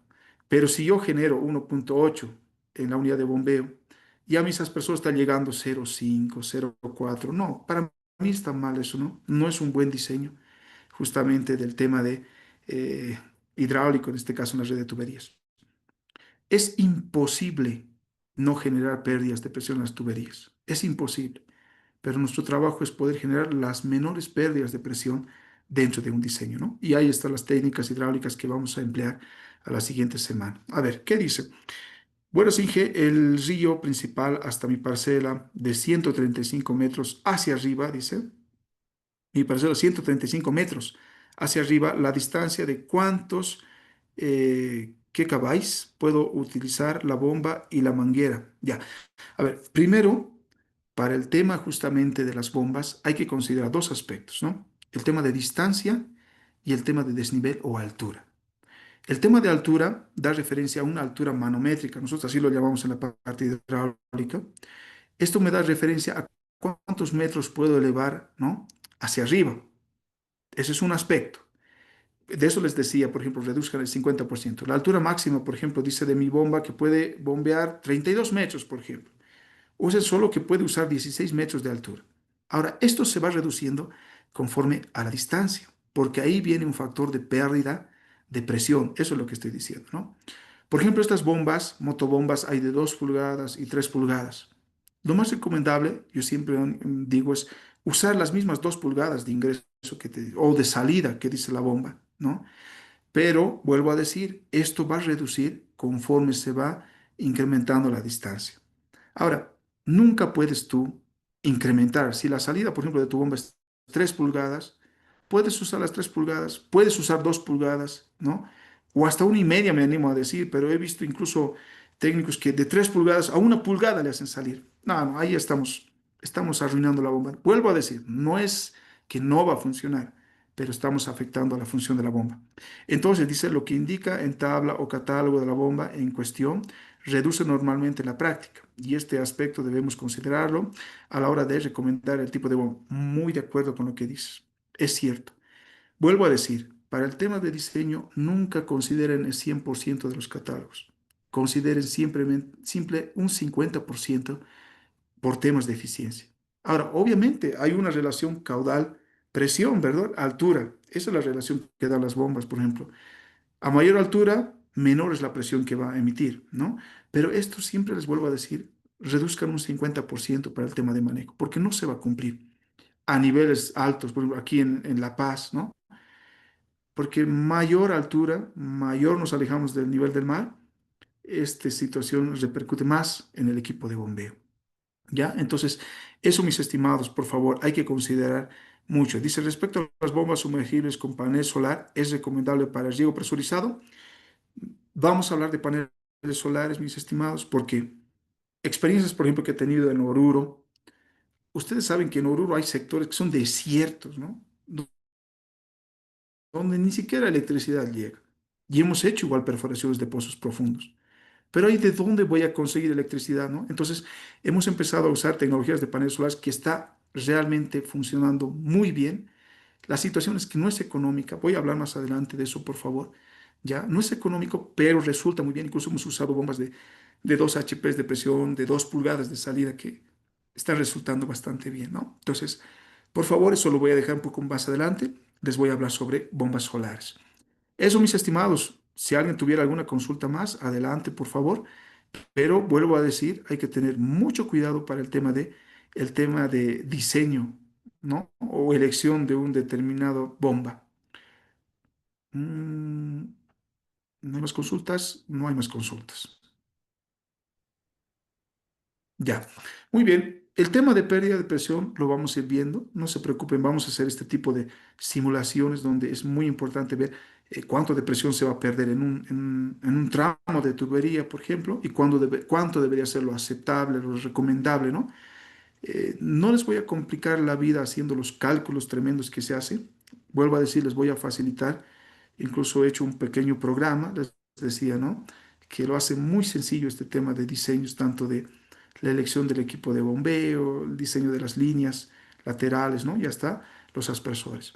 Pero antes de proseguir, quiero ponerles algo en la cabeza, ¿no? Y es que recuerden, la presión, por ejemplo, nunca se suma a la hora de elegir los aspersores. En cambio, el caudal sí se suma. ¿A qué me refiero esto? Si yo voy a usar 10 aspersores, ¿no? Y cada aspersor botaría 1000 litros de agua, entonces yo usaría 10.000 litros de agua necesitaría para hacer funcionar 10 aspersores. El caudal sí se suma. Pero si mi aspersor necesita, por ejemplo, 1.5 bares para funcionar, la presión no se suma, mis estimados. No puedo decir tengo 10 aspersores, 1.5, necesito 15 bares al inicio. No, ¿no? Entonces, eso es bien importante aclarar. Y eso, por favor, tómenlo muy en cuenta porque es pregunta de evaluación. ¿Ya? El caudal se suma, la presión no se suma. En base a eso se hace el diseño o la elección del equipo de bombeo, ¿no? Obviamente vamos a considerar pérdidas de presión dentro de un tramo, pero en base a la cantidad de aspersores, incluso nosotros hacemos la elección de aspersores y la presión de trabajo de cada aspersor. Si mi aspersor dice 1.5 bares, mis 10 aspersores tienen que funcionar con 1.5 bares, teóricamente. Sé que en la parte práctica no funciona así. Por el tema de pérdida de presión siempre va a haber una reducción de presión, pero nosotros tendríamos que poder garantizar que esa presión esté dentro del rango de funcionamiento. Cuando hablamos de aspersores, también vamos a hablar de catálogos más adelante. Enseguida vamos a hablar de eso, que cada aspersor tiene su catálogo. Muchas veces tomamos directamente esos datos del catálogo para hacer el requerimiento del equipo de bombeo. No digo que está mal, pero hay factores que tenemos que también considerar, que lo vamos a hablar justamente cuando estemos tocando el tema de características hidráulicas de cada aspersor. ¿Ya? Entonces, eso, mis estimados, si no hay más consultas, proseguimos. Ahí está, ¿no? Les mostraba. Entonces, podemos hacer este tipo de pozos donde incluso tiene una tapa, tiene su sensor. Yo no tengo que preocuparme para estar viendo si el agua del pozo se está terminando o no, porque vuelvo a decir, cuando hablamos de pozos, el tema de reposición, tiempo de reposición, vuelvo a decir, es muy importante, ¿no? Entonces, nosotros trabajamos con sensores. Hoy en día se trabaja con sensores y más adelante les voy a mostrar qué tipo de sensores, ¿ya? Hay bombas centrífugas. Las bombas centrífugas son todas estas, ¿no? Que son externas, que en su particularidad, según su catálogo, dice que tienen una máxima capacidad de succión de 8 metros, ¿no? Eso dicen las bombas centrífugas. Pero eso es otro factor también que no es tanto así. Decimos que estas bombas centrífugas pueden, según su catálogo, succionar 8 metros. Sinceramente, mis estimados, yo haciendo prueba 8 metros no succionaba el agua. Sufría la bomba mucho y apenas salía una pequeña cantidad de agua, ¿no? He visto que a los 5, 6 metros de profundidad el agua ya, la bomba ya empieza a sufrir, ¿no? Y la cantidad de agua se reducía. Entonces, no es tanto así lo que dice el catálogo, 8 metros de succión las bombas centrífugas, tanto las motobombas como las bombas eléctricas, ¿no? Hay que tener cuidado con eso. Incluso por eso he visto que otros, cuando el nivel del agua es muy bajo, ¿no? Le ponen una estructura metálica, lo introducen dentro del pozo incluso para poder succionar el agua, para que esta succión no sea esos 8 metros, ¿no? Porque otros dicen, dice 8 metros y le instalan 8 metros. Y peor todavía, si el nivel del agua baja, es peor, ¿no? Entonces hay que tener ese cuidado con las bombas centrífugas. Este tipo de bomba, por ejemplo, tranquilamente puede ser como esta. Es una bomba centrífuga igual, pero ya de alta presión, ¿no? Esta bomba que están viendo, por ejemplo, tiene 4 impulsores. Al motor tiene impulsores más. No es una bomba eléctrica de alta presión que tiene un costo actualmente, creo que de 14, 15.000 bolivianos, que se usa para el tema de riego, ¿no? Esto está instalado para el tema de riego, por ejemplo, de 1, 2, 3 hectáreas incluso de superficie del lugar. Entonces emite presiones a gran cantidad, porque estas bombas centrífugas que estoy mostrando aquí, pequeñas, vuelvo a decir, es cierto que son económicas, pero las presiones que lanzan tampoco son muchas. Si alguna vez alguien hizo pruebas de la presión manométrica, ¿no? A la salida de la bomba, se registra un bar en las eléctricas. He visto que a lo mucho 1.5 bares, 2 bares en el mejor de los casos, ¿no? Pero cuando hablamos ya de bombas de alta presión, esta bomba, por ejemplo, tranquilamente genera entre 3 a 5 bares de presión. Son ideales para el tema de instalación. Porque vuelvo a decir, tú tienes una bomba eléctrica que puede generarte 3 bares, 4 bares de presión a la salida, pero no va a ser esos 4 bares que va a llegar hasta tu zona, ¿no? Hasta tu zona de riego, tu parcela, donde están tus aspersores. Esto se reduce de gran manera. Peor, en este caso, por ejemplo, donde está esta bomba bombita, ¿no? La zona de riego estaba a 1 kilómetro, casi 2 kilómetros de distancia, 2000 metros de distancia. El agua, quieras o no quieras, se pierde presión en un trayecto de tubería, ¿no? Lo ideal sería usar diámetros mayores, porque también ahí está la lógica de la hidráulica. Mayor es el diámetro, menor es la pérdida de presión. Menor diámetro usas en la tubería, mayores pérdidas de presión generas, ¿no? Pero en este caso, por ejemplo, tengo 2 pulgadas de salida. Tampoco puedo instalar 3 pulgadas, ¿no? Agrandarlo. Entonces ahí ya tenemos un problema. Si tengo 2 pulgadas, voy a trabajar con 2 pulgadas en la línea, ¿no? Pero yo debo generar una presión ideal en la zona de las parcelas. Si aquí tengo 4 bares, mínimamente mi aspersor trabaja con 1,5 bares, tengo que garantizar pues esos 1,5 bares en la parcela para que mis aspersores funcionen de manera correcta, ¿no? Entonces, hay una infinidad de bombas, tanto centrífugas, ¿no? Eléctricas. A ver, hace rato hablábamos de bombas sumergibles y justamente es esto. Esto es en Perú, por ejemplo, ¿no? Salinas, hay varios sectores, Calacoto, Salinas, ay, se me ha olvidado todos esos nombres, pero por tantos lugares que hemos estado de ahí, que son productores de quinoa, otros, ¿no? En gran cantidad. La quinoa es algo que están produciendo en ese sector y hay, vuelvo a decir, lugares que son desiertos, ¿no? Donde no hay ni electricidad para poder usar, pero tenemos que producir, ¿no? Y se ha hecho el tema de perforaciones de pozos profundos en ese lugar. A ver, vuelvo a mostrar, aquí está, ¿no? Y esto es, por ejemplo, un caso bien común, mínimo. Esto tenía un costo de implementación total de eh, hablo de la bombita porque era una bomba pequeña, ¿no? 8.500 bolivianos, era lo único. Es una bombita pequeña sumergible, estaba a 30 metros el pozo, ¿no? Es por eso que usaba esa cantidad de paneles solares, ¿ya?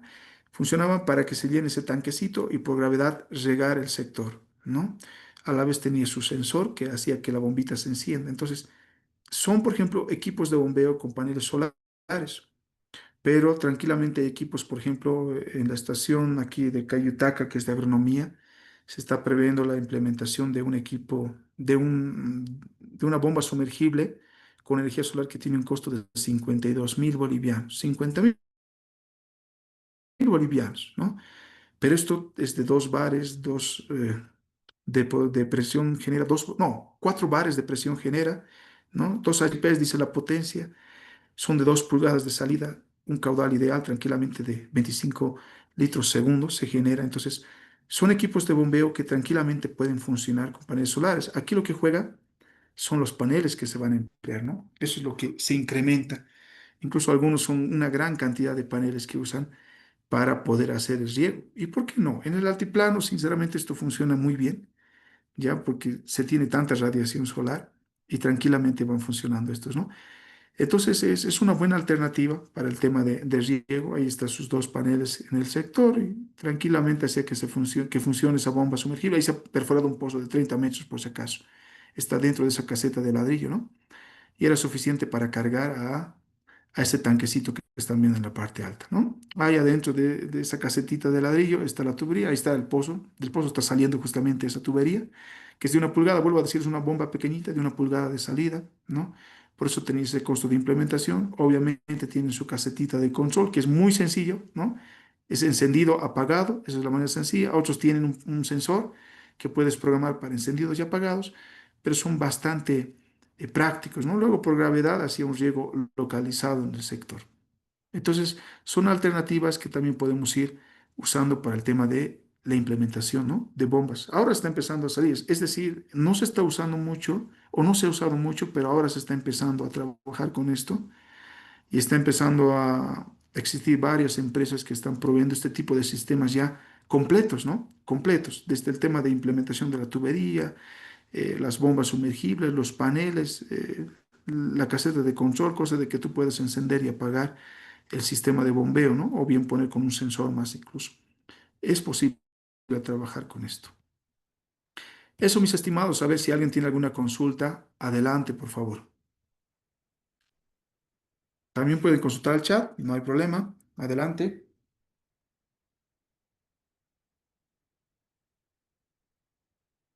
Bien, no hay consultas. Sigamos. Estos son los accesorios justamente que les decía para el tema de medición. todo el mundo ya conoce, creo, son los famosos manómetros, ¿no? Hay que tener cuidado con el uso de estos materiales, ¿no? Lo que usamos para el tema de medidas de presión manométrica son estos manómetros con glicerina o de glicerina son llamados. Es un aceite especial que estos contienen, ¿no? He visto algunos técnicos que querían hacer con manómetros vacíos, o sea, los manómetros de plástico, que esos son más para gases, ¿no? No es para fluidos. Estos que están viendo aquí son para fluidos, ¿no?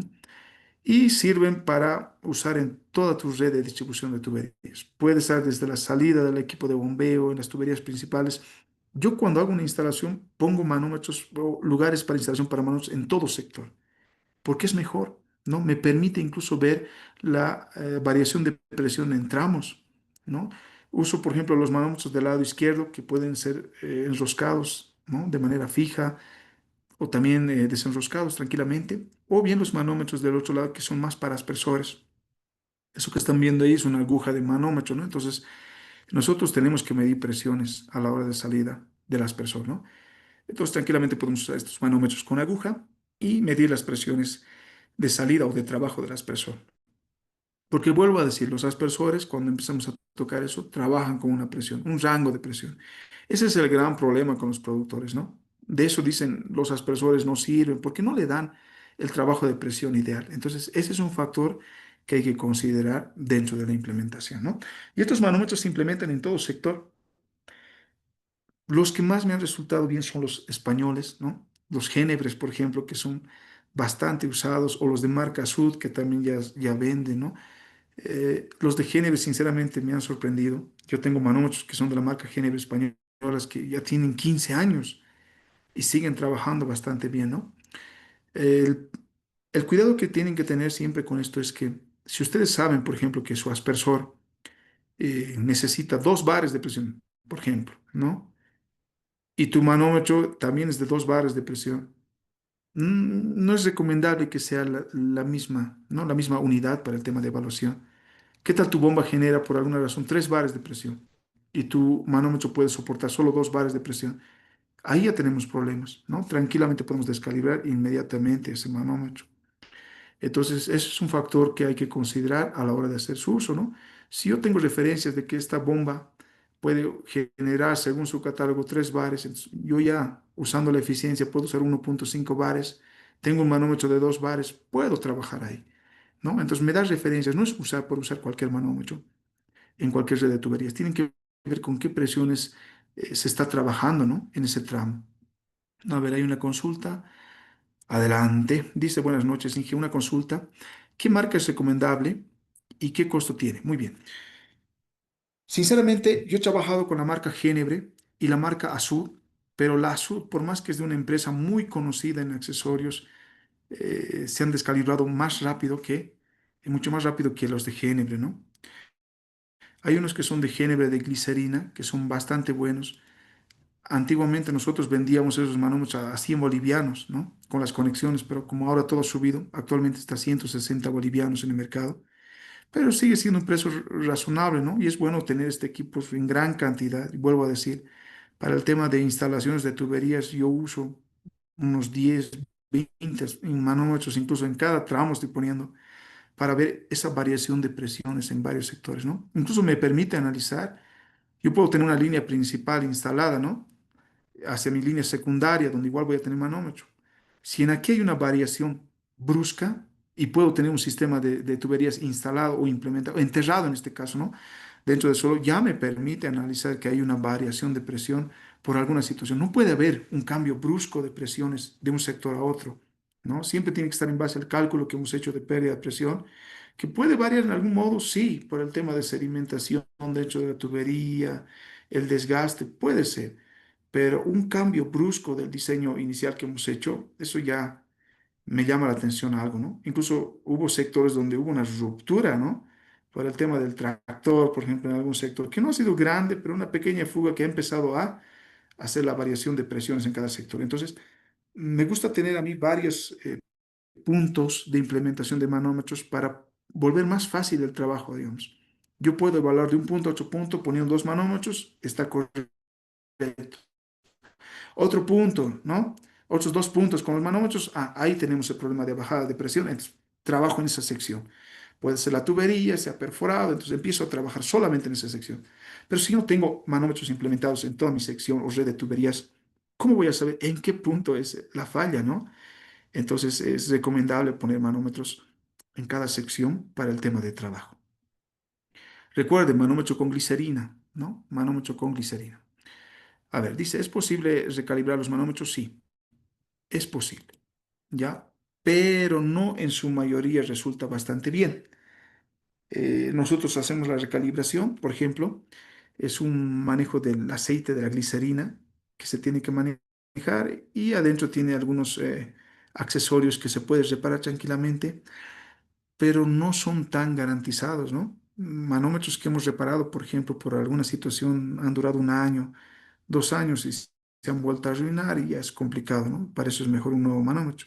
Pero vuelvo a decir, para el uso de manómetros, las recomendaciones son sencillas, ¿no? No debes tenerlo al sol, mucho menos en un funcionamiento siempre debe estar bajo sombra, ¿no? Porque otros lo dejan en el sol constante y la glicerina se empieza a evaporar, se empieza a descalibrar. Otros le generan una mayor presión de lo que puede soportar, entonces también vas a descalibrar. Entonces, son cositas que tienen que ver que son bastante sencillas, ¿no? No es nada de otro mundo. El lugar de guardar es siempre en una sombra, en un lugar seco, ¿no? No en un lugar húmedo.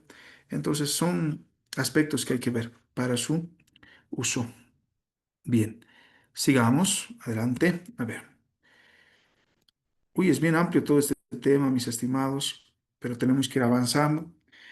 Es muy importante todo lo que se está mencionando. Miren, a la salida de la bomba yo tengo la implementación, ¿no? De la presión. Y esta es la bomba de alta presión que les decía hace rato, que aquí está llegando a ver, 1, 2, a 3 bares de presión, ¿no? 3 bares de presión con los aspersores funcionando. Son bombas de alta presión y eso me permite registrar incluso con qué presión estoy mandando desde el equipo de bombeo y con qué presión está llegando hacia mi red de tuberías. Bien, ¿alguna consulta? Vamos a empezar a hablar sobre los componentes de manera puntual, básica, digo, para empezar a hacer el tema de diseños, ¿no? A ver, adelante, ¿alguna consulta que tengan?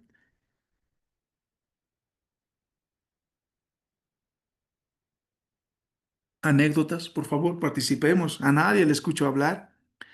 Es muy interesante que participemos. Ustedes deben tener mucha experiencia, anécdotas, y eso es bueno siempre compartirlo, ¿no? En este tema. Bien, habíamos hablado hace rato, si no hay comentarios, ¿no? Buenas noches. A ver, buenas noches. Adelante, Pedro. Muchas gracias por participar. Adelante. Una consulta ahí. Como dices, por el costo, quizás no es, digamos, accesible, ¿no? Para los productores. Pero sin embargo, me gustaría, veo alguna explicación, por lo menos en el sistema, ¿no? ¿En qué puntos, por lo menos un dos, podríamos colocar el tema de manómetros? Quería consultar ahí. Muchas gracias por la consulta. Muy buena pregunta. El tema de costo es muy importante. Vuelvo a decir, no tengo que yo comprarme 10 manómetros o 20 manómetros, ¿no? Lo que hablo es poner puntos de conexión para manómetros. Por ejemplo, en la imagen que estoy mostrando ahora, este es un punto de conexión, donde no se va a quedar siempre con el manómetro, ¿no? Esto yo lo uso para el tema de trabajo. Aquí yo tengo un accesorio que es una reducción buje, ¿no? Un accesorio PVC, donde tranquilamente puedo poner un tapón, ¿no? Saco el tapón y enrosco el manómetro. He terminado de trabajar, saco mi manómetro y vuelvo a poner el tapón. Entonces, no son puntos que tienen que estar constantemente con manómetros. Lo que yo sí les recomiendo es poner puntos de conexión para manómetros. Y eso es suficiente, poner una T, digamos, como está aquí en esta imagen, ¿no? Aquí, por ejemplo, en el tramo, en la conexión de tubería con una manguera plana, ahí está un accesorio de T, su reducción buje para la implementación del manómetro. A la salida de la motobomba, miren, ahí está una abrazadera para la implementación del manómetro. Esto no se va a quedar constante o fijo en el lugar. Yo tranquilamente desenrosco y pongo un tapón. La cuestión es poner puntos de conexión o para conexión de manómetros en una mayor cantidad, digamos, yo digo, o en los puntos estratégicos, que cuando hagamos el diseño, vuelvo a decir, hidráulico o la simulación de redes, les voy a decir, ¿no? Aquí va un primer punto de conexión, se recomienda. Siempre es bueno poner a la salida del equipo de bombeo, por ejemplo, o de la unidad de bombeo, con qué presión se está saliendo, está empezando a trabajar. Luego, al inicio de la línea principal, decimos. La clase anterior les mostraba un esquema, ¿no? Un pequeño esquema de la unidad de bombeo, línea principal, línea secundaria, laterales, aspersores, ¿no? Entonces, al inicio de cada, por ejemplo, línea, es bueno poner un manómetro o poner un punto para la implementación de un manómetro. Al inicio de la línea principal, al inicio de la línea secundaria, al inicio de los laterales. Ahora, tengo aquí un esquema. No sé si voy a poder usar, pero no, no lo tengo aquí. ¿No? Les voy a mostrar esto cuando hagamos el diseño, ¿no? Pero es muy importante poner a cada sección. En la presentación igual les voy a mostrar. Entonces, tú pones un punto para la implementación de un manómetro. Puedes tener solo dos manómetros. Para mí es suficiente tener dos manómetros que me permita trabajar, por ejemplo, desde el punto de bombeo que estoy mostrando en la imagen hasta el punto de la tubería secundaria, por ejemplo, que voy a instalar. Ahí ya tengo un tramo de trabajo. ¿No? Ahora, si ustedes quieren ser más específicos, yo les decía, en un tramo, por ejemplo, una línea principal que va desde mi bomba hasta mi zona de la parcela, pero puede ser que mi parcela sea, no sé, a 2 kilómetros de distancia o 1 kilómetro de distancia, que en algún caso pasa, ¿no? Usan bombas de alta presión. En ello puedo dejar pequeñas cámaras en el tramo de la línea para la instalación de un manómetro, ¿no? Una T con un accesorio y tú tranquilamente pones un manómetro con un punto inicial, punto final, o punto uno, punto 2 ponemos y hacemos la evaluación en ese tramo. Luego entre el punto 2 y en el punto 3 hacemos la evaluación en ese tramo. Entonces me permite incluso ver en qué secciones pueden existir problemas, ¿no? Por fugas, rupturas o algún problema que se pueda presentar, ¿no? Entonces, de eso les decía, es más importante poner puntos de conexión de manómetros que manómetros en sí, porque los manómetros no puedes dejarlo ahí, a menos que tengas una caseta bien implementada, puede estar un manómetro, ¿no? Pero si tienes a campo abierto ahí en la parcela, se va a empezar a solear, ¿no? Es para el tema de trabajo que puedes acceder a eso, ¿no? Eso, muchas gracias por la consulta. Ya, a ver, sigamos. Para la implementación, habíamos dicho, si hablamos de componentes, la clase anterior, ¿no? De manera básica, cuando hablamos de un riego por aspersión parcelario, ojo, estoy diciendo parcelario, ¿no? Tenemos una unidad de bombeo o una fuente de presión, habíamos hablado así. De la fuente de presión nace la línea principal o tubería principal. Esa línea principal puede conectarse con una línea secundaria, puede incluso haber dos líneas secundarias, tres líneas secundarias, cuatro líneas secundarias. Eso lo vamos a ver ya en el esquema cuando hagamos el diseño, ¿no? Esa línea secundaria puede tener incluso una línea terciaria, puede existir, y recién de la línea terciaria hacer la conexión a los laterales o ramales donde se van a implementar los aspersores que ya están propiamente dentro de la parcela. Entonces, todo ese proceso de implementación de línea principal, secundarias, terciarias, laterales, lo conocemos como red de distribución, ¿no? O red de tuberías para la distribución del agua. Puede ser considerado así, ¿no? Entonces, un primer aspecto cuando hablamos de este tipo de diseños es la línea principal, ¿no? Y esa línea principal, vuelvo a decir, da la referencia de la conexión desde el punto de bombeo o bien la fuente de presión, porque en el sector de los valles isotrópicos no podemos tener un punto de bombeo, una unidad de bombeo, ¿no? Suficiente es poner un reservorio a una zona alta y por efecto de gravedad generamos una determinada presión, que también es una presión manométrica, vuelvo a decir, ¿no? Cuando hacemos el requerimiento, por ejemplo, de aspersores, no solo es en bombas, también la altura o el desnivel que debe tener tu estanque o reservorio para hacer una correcta distribución de agua con una presión ideal. Entonces, esta línea principal hace la conexión desde el punto de bombeo o la fuente de presión, que puede ser un estanque a una altura, hasta la línea secundaria. Por ejemplo, en esta imagen de manera sencilla muestro una línea principal, ¿no? Y esta línea principal hace la conexión a dos líneas, que tranquilamente puede ser línea secundaria uno, línea secundaria 2, ¿no? De manera sencilla, esto es para que entiendan, porque obviamente esto ya se complica más con la implementación de manómetros, llaves, ¿no? Puede tener una cámara de distribución incluso en el lugar. ¿Se pueden usar diferentes materiales? Sí.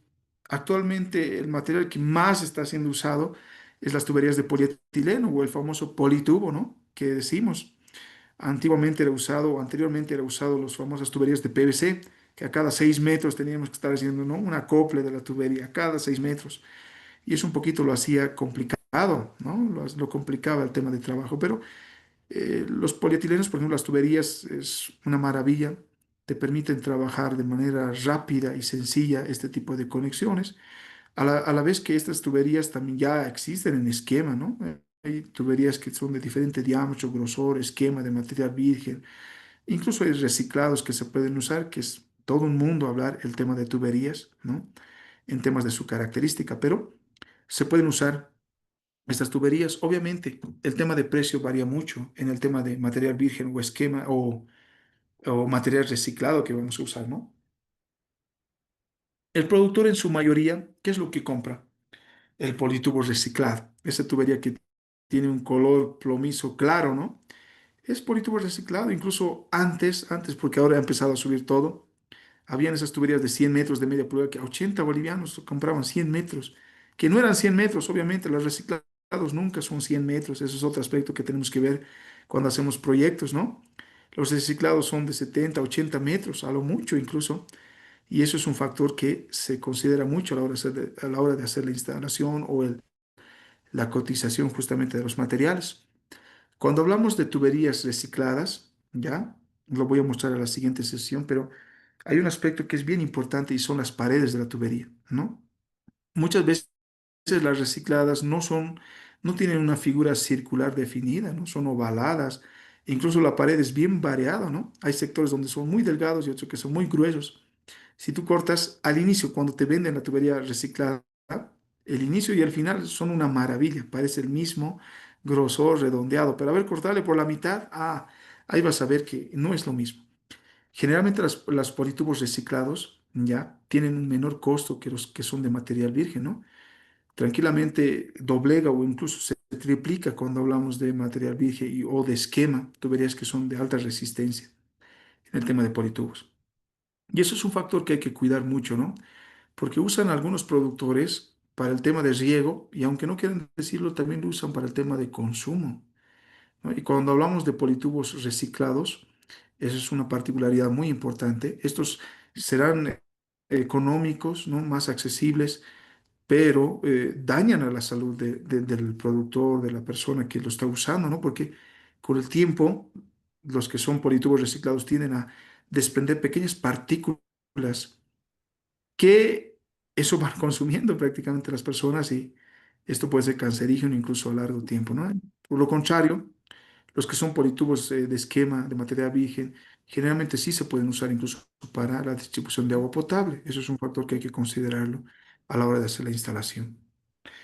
Eso, mis estimados. A ver, entonces, adelante, adelante. Tus cositas estoy chequeando.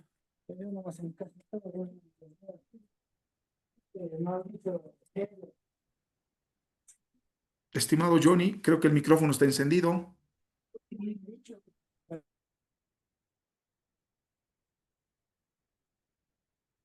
Por favor, tengamos cuidado con el micrófono.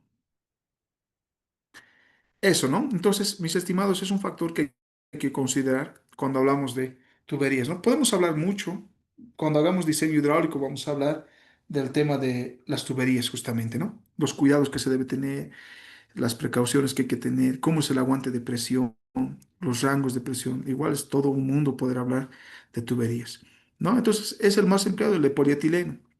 Los de PVC siguen siendo usados, pero en diferentes sectores cuando es que es complicado, ¿no? Estar a cada 6 metros haciendo la unión, entonces es un poquito lo dificulta. Antiguamente, incluso me animo a decir, usaban las tuberías de fierro galvanizado o acero galvanizado, ¿no? O de aluminio, que eran más costosos.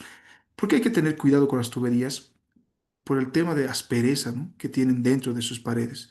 Eso va a delimitar el tema de pérdida de presión. Por ejemplo, las tuberías de aluminio, acero galvanizado, tienen una mayor aspereza, ¿no? Dentro de su pared. Entonces, esto provoca una mayor pérdida de presión. Vuelvo a decir, todo ayuda aquí.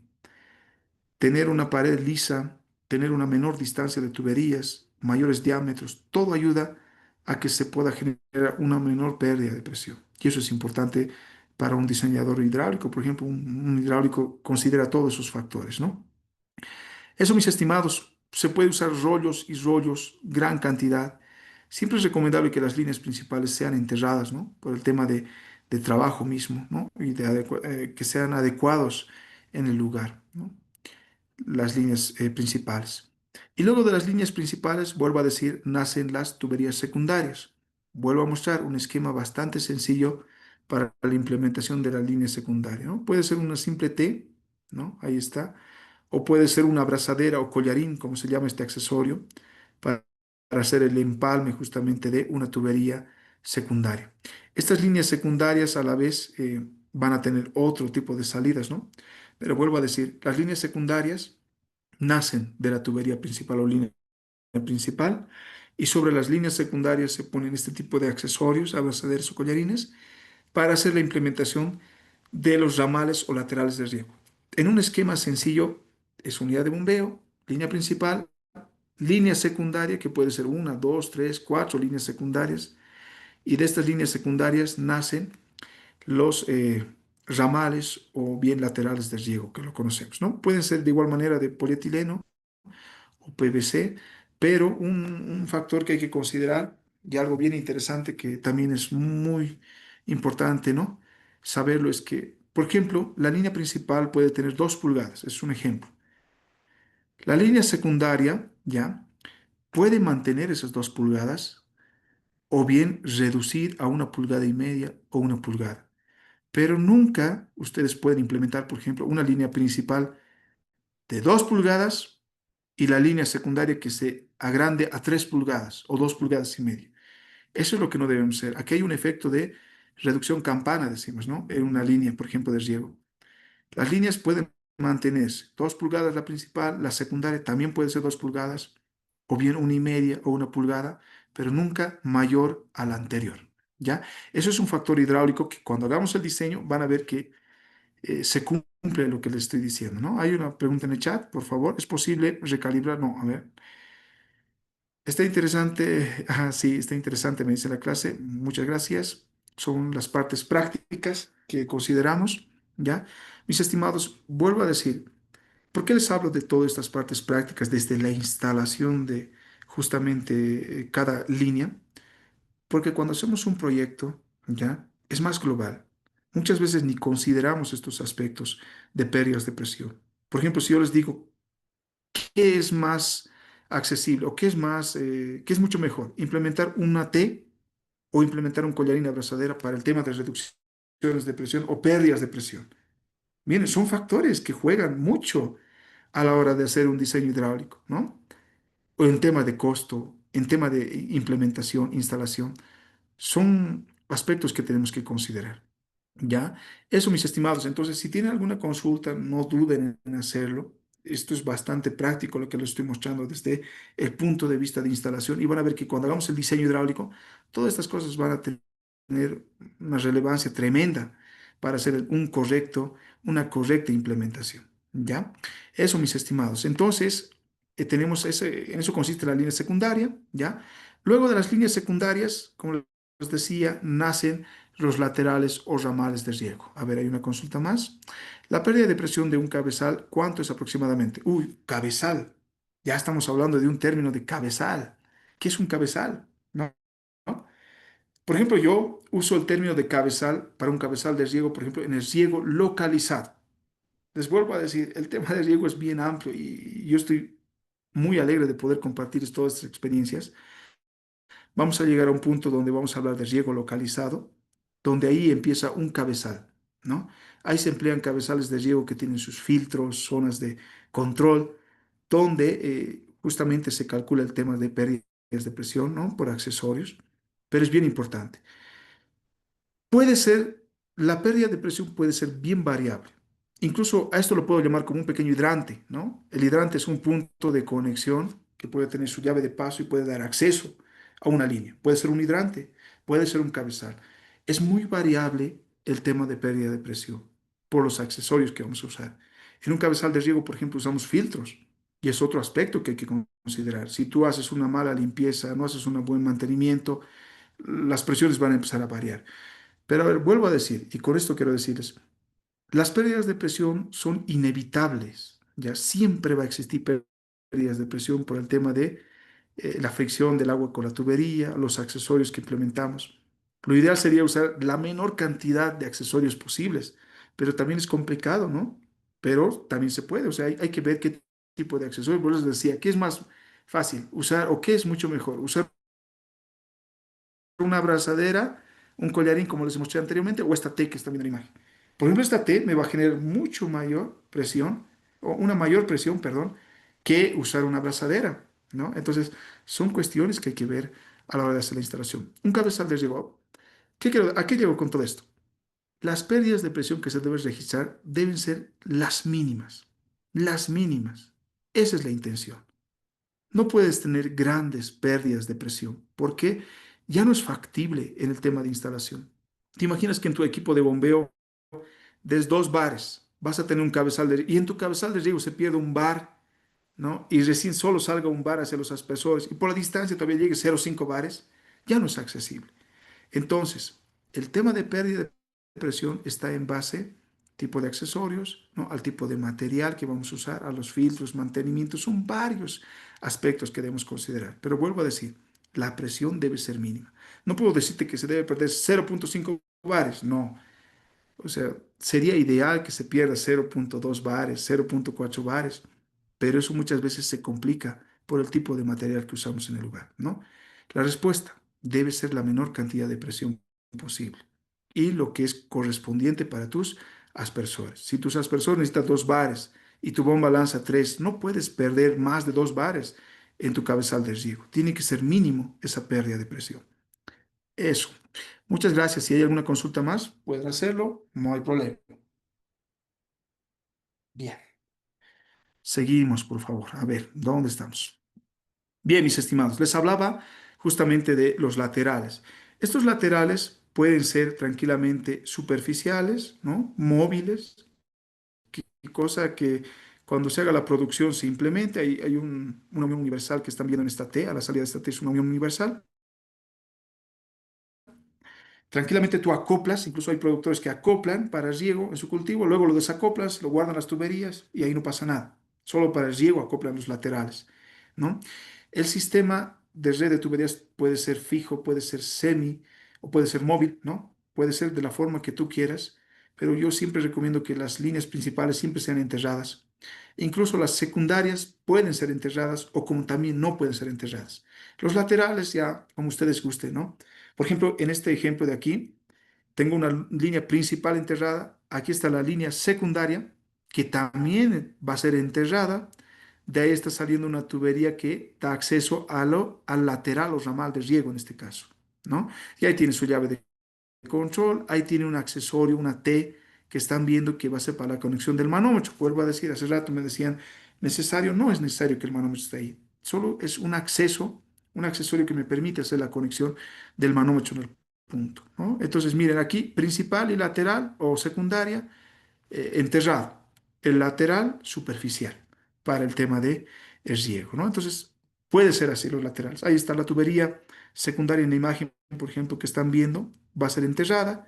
Se está usando abrazaderas, generan una menor pérdida de presión en comparación a las T's, por ejemplo, donde usan roscas, ¿ya? Y su abertura es mucho menor.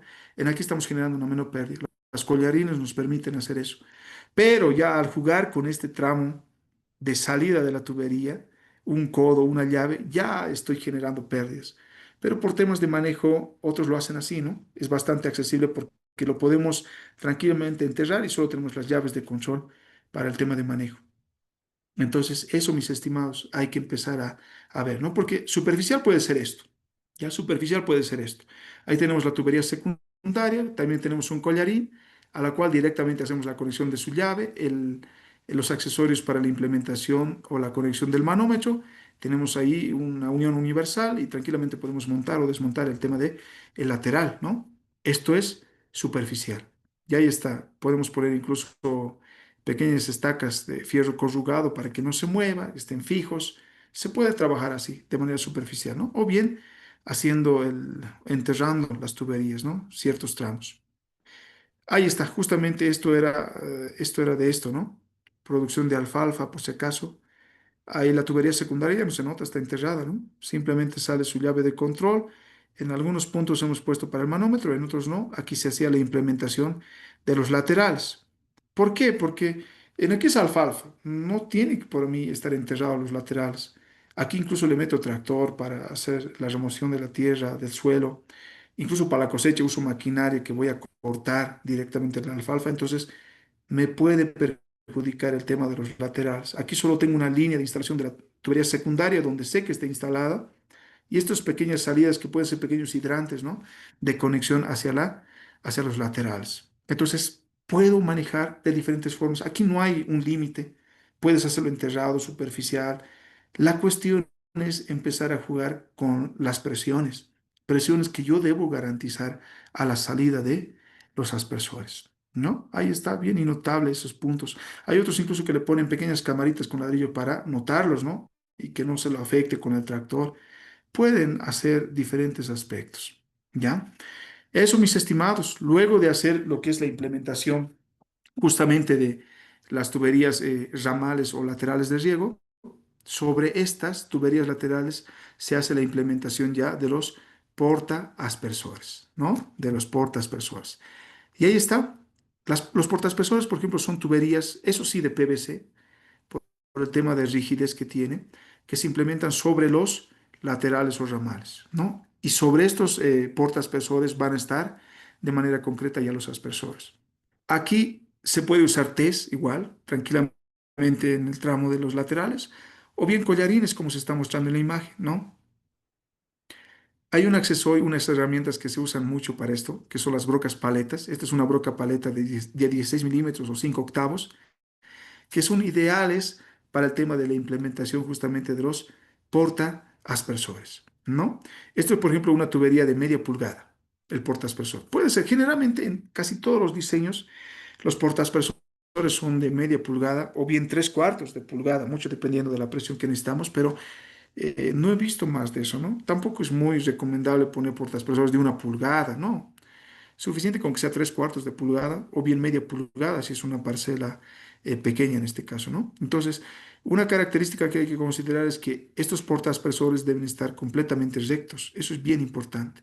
Incluso nosotros usamos nivel, ¿no? Y eso, y ahí lo quedamos estático. O bien usamos estacas metálicas para mantenerlo recto, porque tienen que ver que cuando hacemos el uso de aspersores, una leve inclinación, ya sea de 5 grados, 10 grados, una leve inclinación aunque no me crean, va a dificultar o bien va a cambiar por completo el modelo de distribución de agua. Entonces, eso es otro factor que puede influir a un mal riego. Entonces, estos portaaspersores deben estar completamente rectos a la hora de hacer el riego. Otros dicen, "No, una leve inclinación, pero está una pequeña leve inclinación". No, la uniformidad, la distribución de riego en ese sector va a tener una variación por esos 5 o 10 grados de inclinación que tenga el portaaspersor, ¿no? Entonces es muy importante. El tema de estas broca paletas también es sumamente importante porque determina la distancia, la perforación que vamos a usar dentro de las tuberías, ¿no? Por eso digo, 5 octavos es bastante ideal para el tema de estas tuberías de media pulgada. Otros usan de menor, ¿no? De menor diámetro estas broca paletas, pero también generan una mayor pérdida de presión. Aquí, cuando usas una T es peor. Cuando usas una T, por más que digas es una T de media pulgada de salida, eso se reduce tremendamente, ¿no? Internamente, porque cuando hacemos diseño hidráulico, el aspecto que vamos a jugar mucho y vamos a tener que determinar es el diámetro de la tubería interna, el diámetro interno que estamos manejando. Eso hay que considerar, ¿no? Entonces, este tema de perforaciones, el diámetro interno, es lo que vamos a ver a la hora de hacer el diseño hidráulico. Ahí está, ¿no? Miren cómo se hace el orificio, justamente. Nosotros hacemos el orificio primero y luego ahí recién ponemos el collarín y sobre eso se monta justamente el portaaspersor, que es una tubería PVC. Y tranquilamente al final puede haber una T donde vamos a poner un aspersor, como está en la imagen de aquí, de abajo. Y aquí al costado podemos poner un manómetro, ¿no? De glicerina para ver cuál es la presión de ingreso a las personas. Vuelvo a decir, hay diferentes formas de hacer la implementación, diferentes técnicas que nos permiten hacer una correcta implementación y tal vez generar, no tal vez, generar la menor pérdida de presión posible, ¿ya? Vuelvo a decir, puede haber fijas, puede haber móviles, esto mucho depende de la implementación que hagamos, ¿no? En el lugar. Bien interesante cuando son fijas, por ejemplo, yo puedo poner, a ver, hay una consulta, adelante, a ver qué dice. Dice, En terrenos con pendientes fuertes, ¿hasta qué pendiente es recomendable la aspersión? Y recomienda que se mantenga la perpendicularidad al terreno del portaaspersor o mantener perpendicular respecto al eje horizontal sin considerar la pendiente del terreno. Uy, qué tremenda pregunta, pero es muy importante. Es algo que quería mencionar recién. Para empezar, la aspersión en pendientes no es tan recomendado, ¿no? Pero no digo que no se puede usar, sí se puede usar. Incluso recomiendan hacerlo la distribución en el tema de tres bolillos, ¿no? A ver, perdón, un momentito, denme. Ahí está, hacerlo en tres bolillos, ¿no? Así como hacemos incluso la plantación triangular, se recomienda así hacerlo, ¿no? Mucho depende, también muy aparte de la pendiente, el viento que vamos a tener en el sector. En algunos casos ya no hacemos una instalación triangular, no, perdón, cuadrada. Hacemos triangular o rectangular, ¿no? Reducimos el tema del espacio entre aspersores. ¿Por qué? Porque el riego del aspersor a un lado va a ser menor que al otro lado. Un aspecto que hay que ver, y lo vamos a ver también más adelante, es el tema de la distribución del agua a diferentes alturas. Por ejemplo, a medio metro de altura, el tipo de alcance del riego va a ser menor que ponerlo a 1,5 metros de altura, por ejemplo. El alcance va a ser mayor, ¿no? Ahora, si tú tienes una pendiente, es por ende que no puedes hacerlo perpendicular al suelo. No, no, estaríamos mal ahí, ¿no?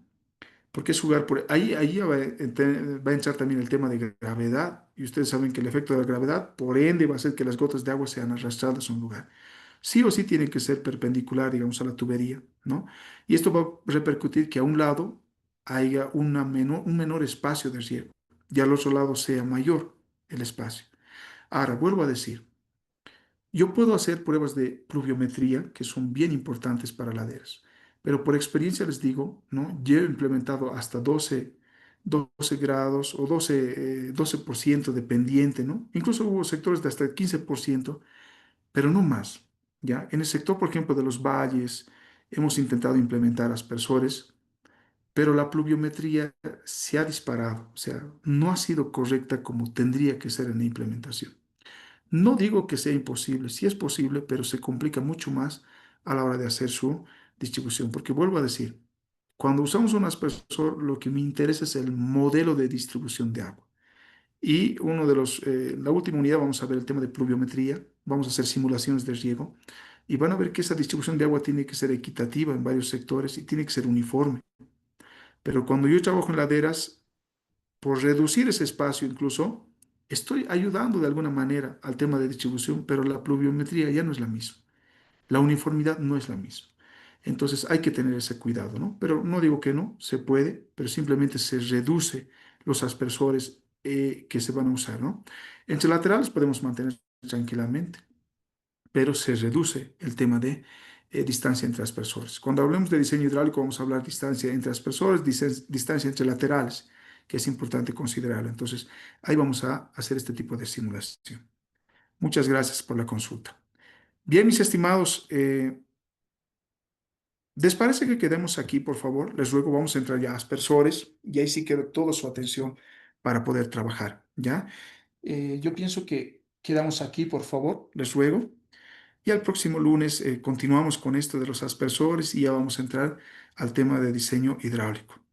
Sin antes, a ver, ¿hay alguna consulta? Por favor, adelante. Dice ok. Gracias. Gracias por ese ok.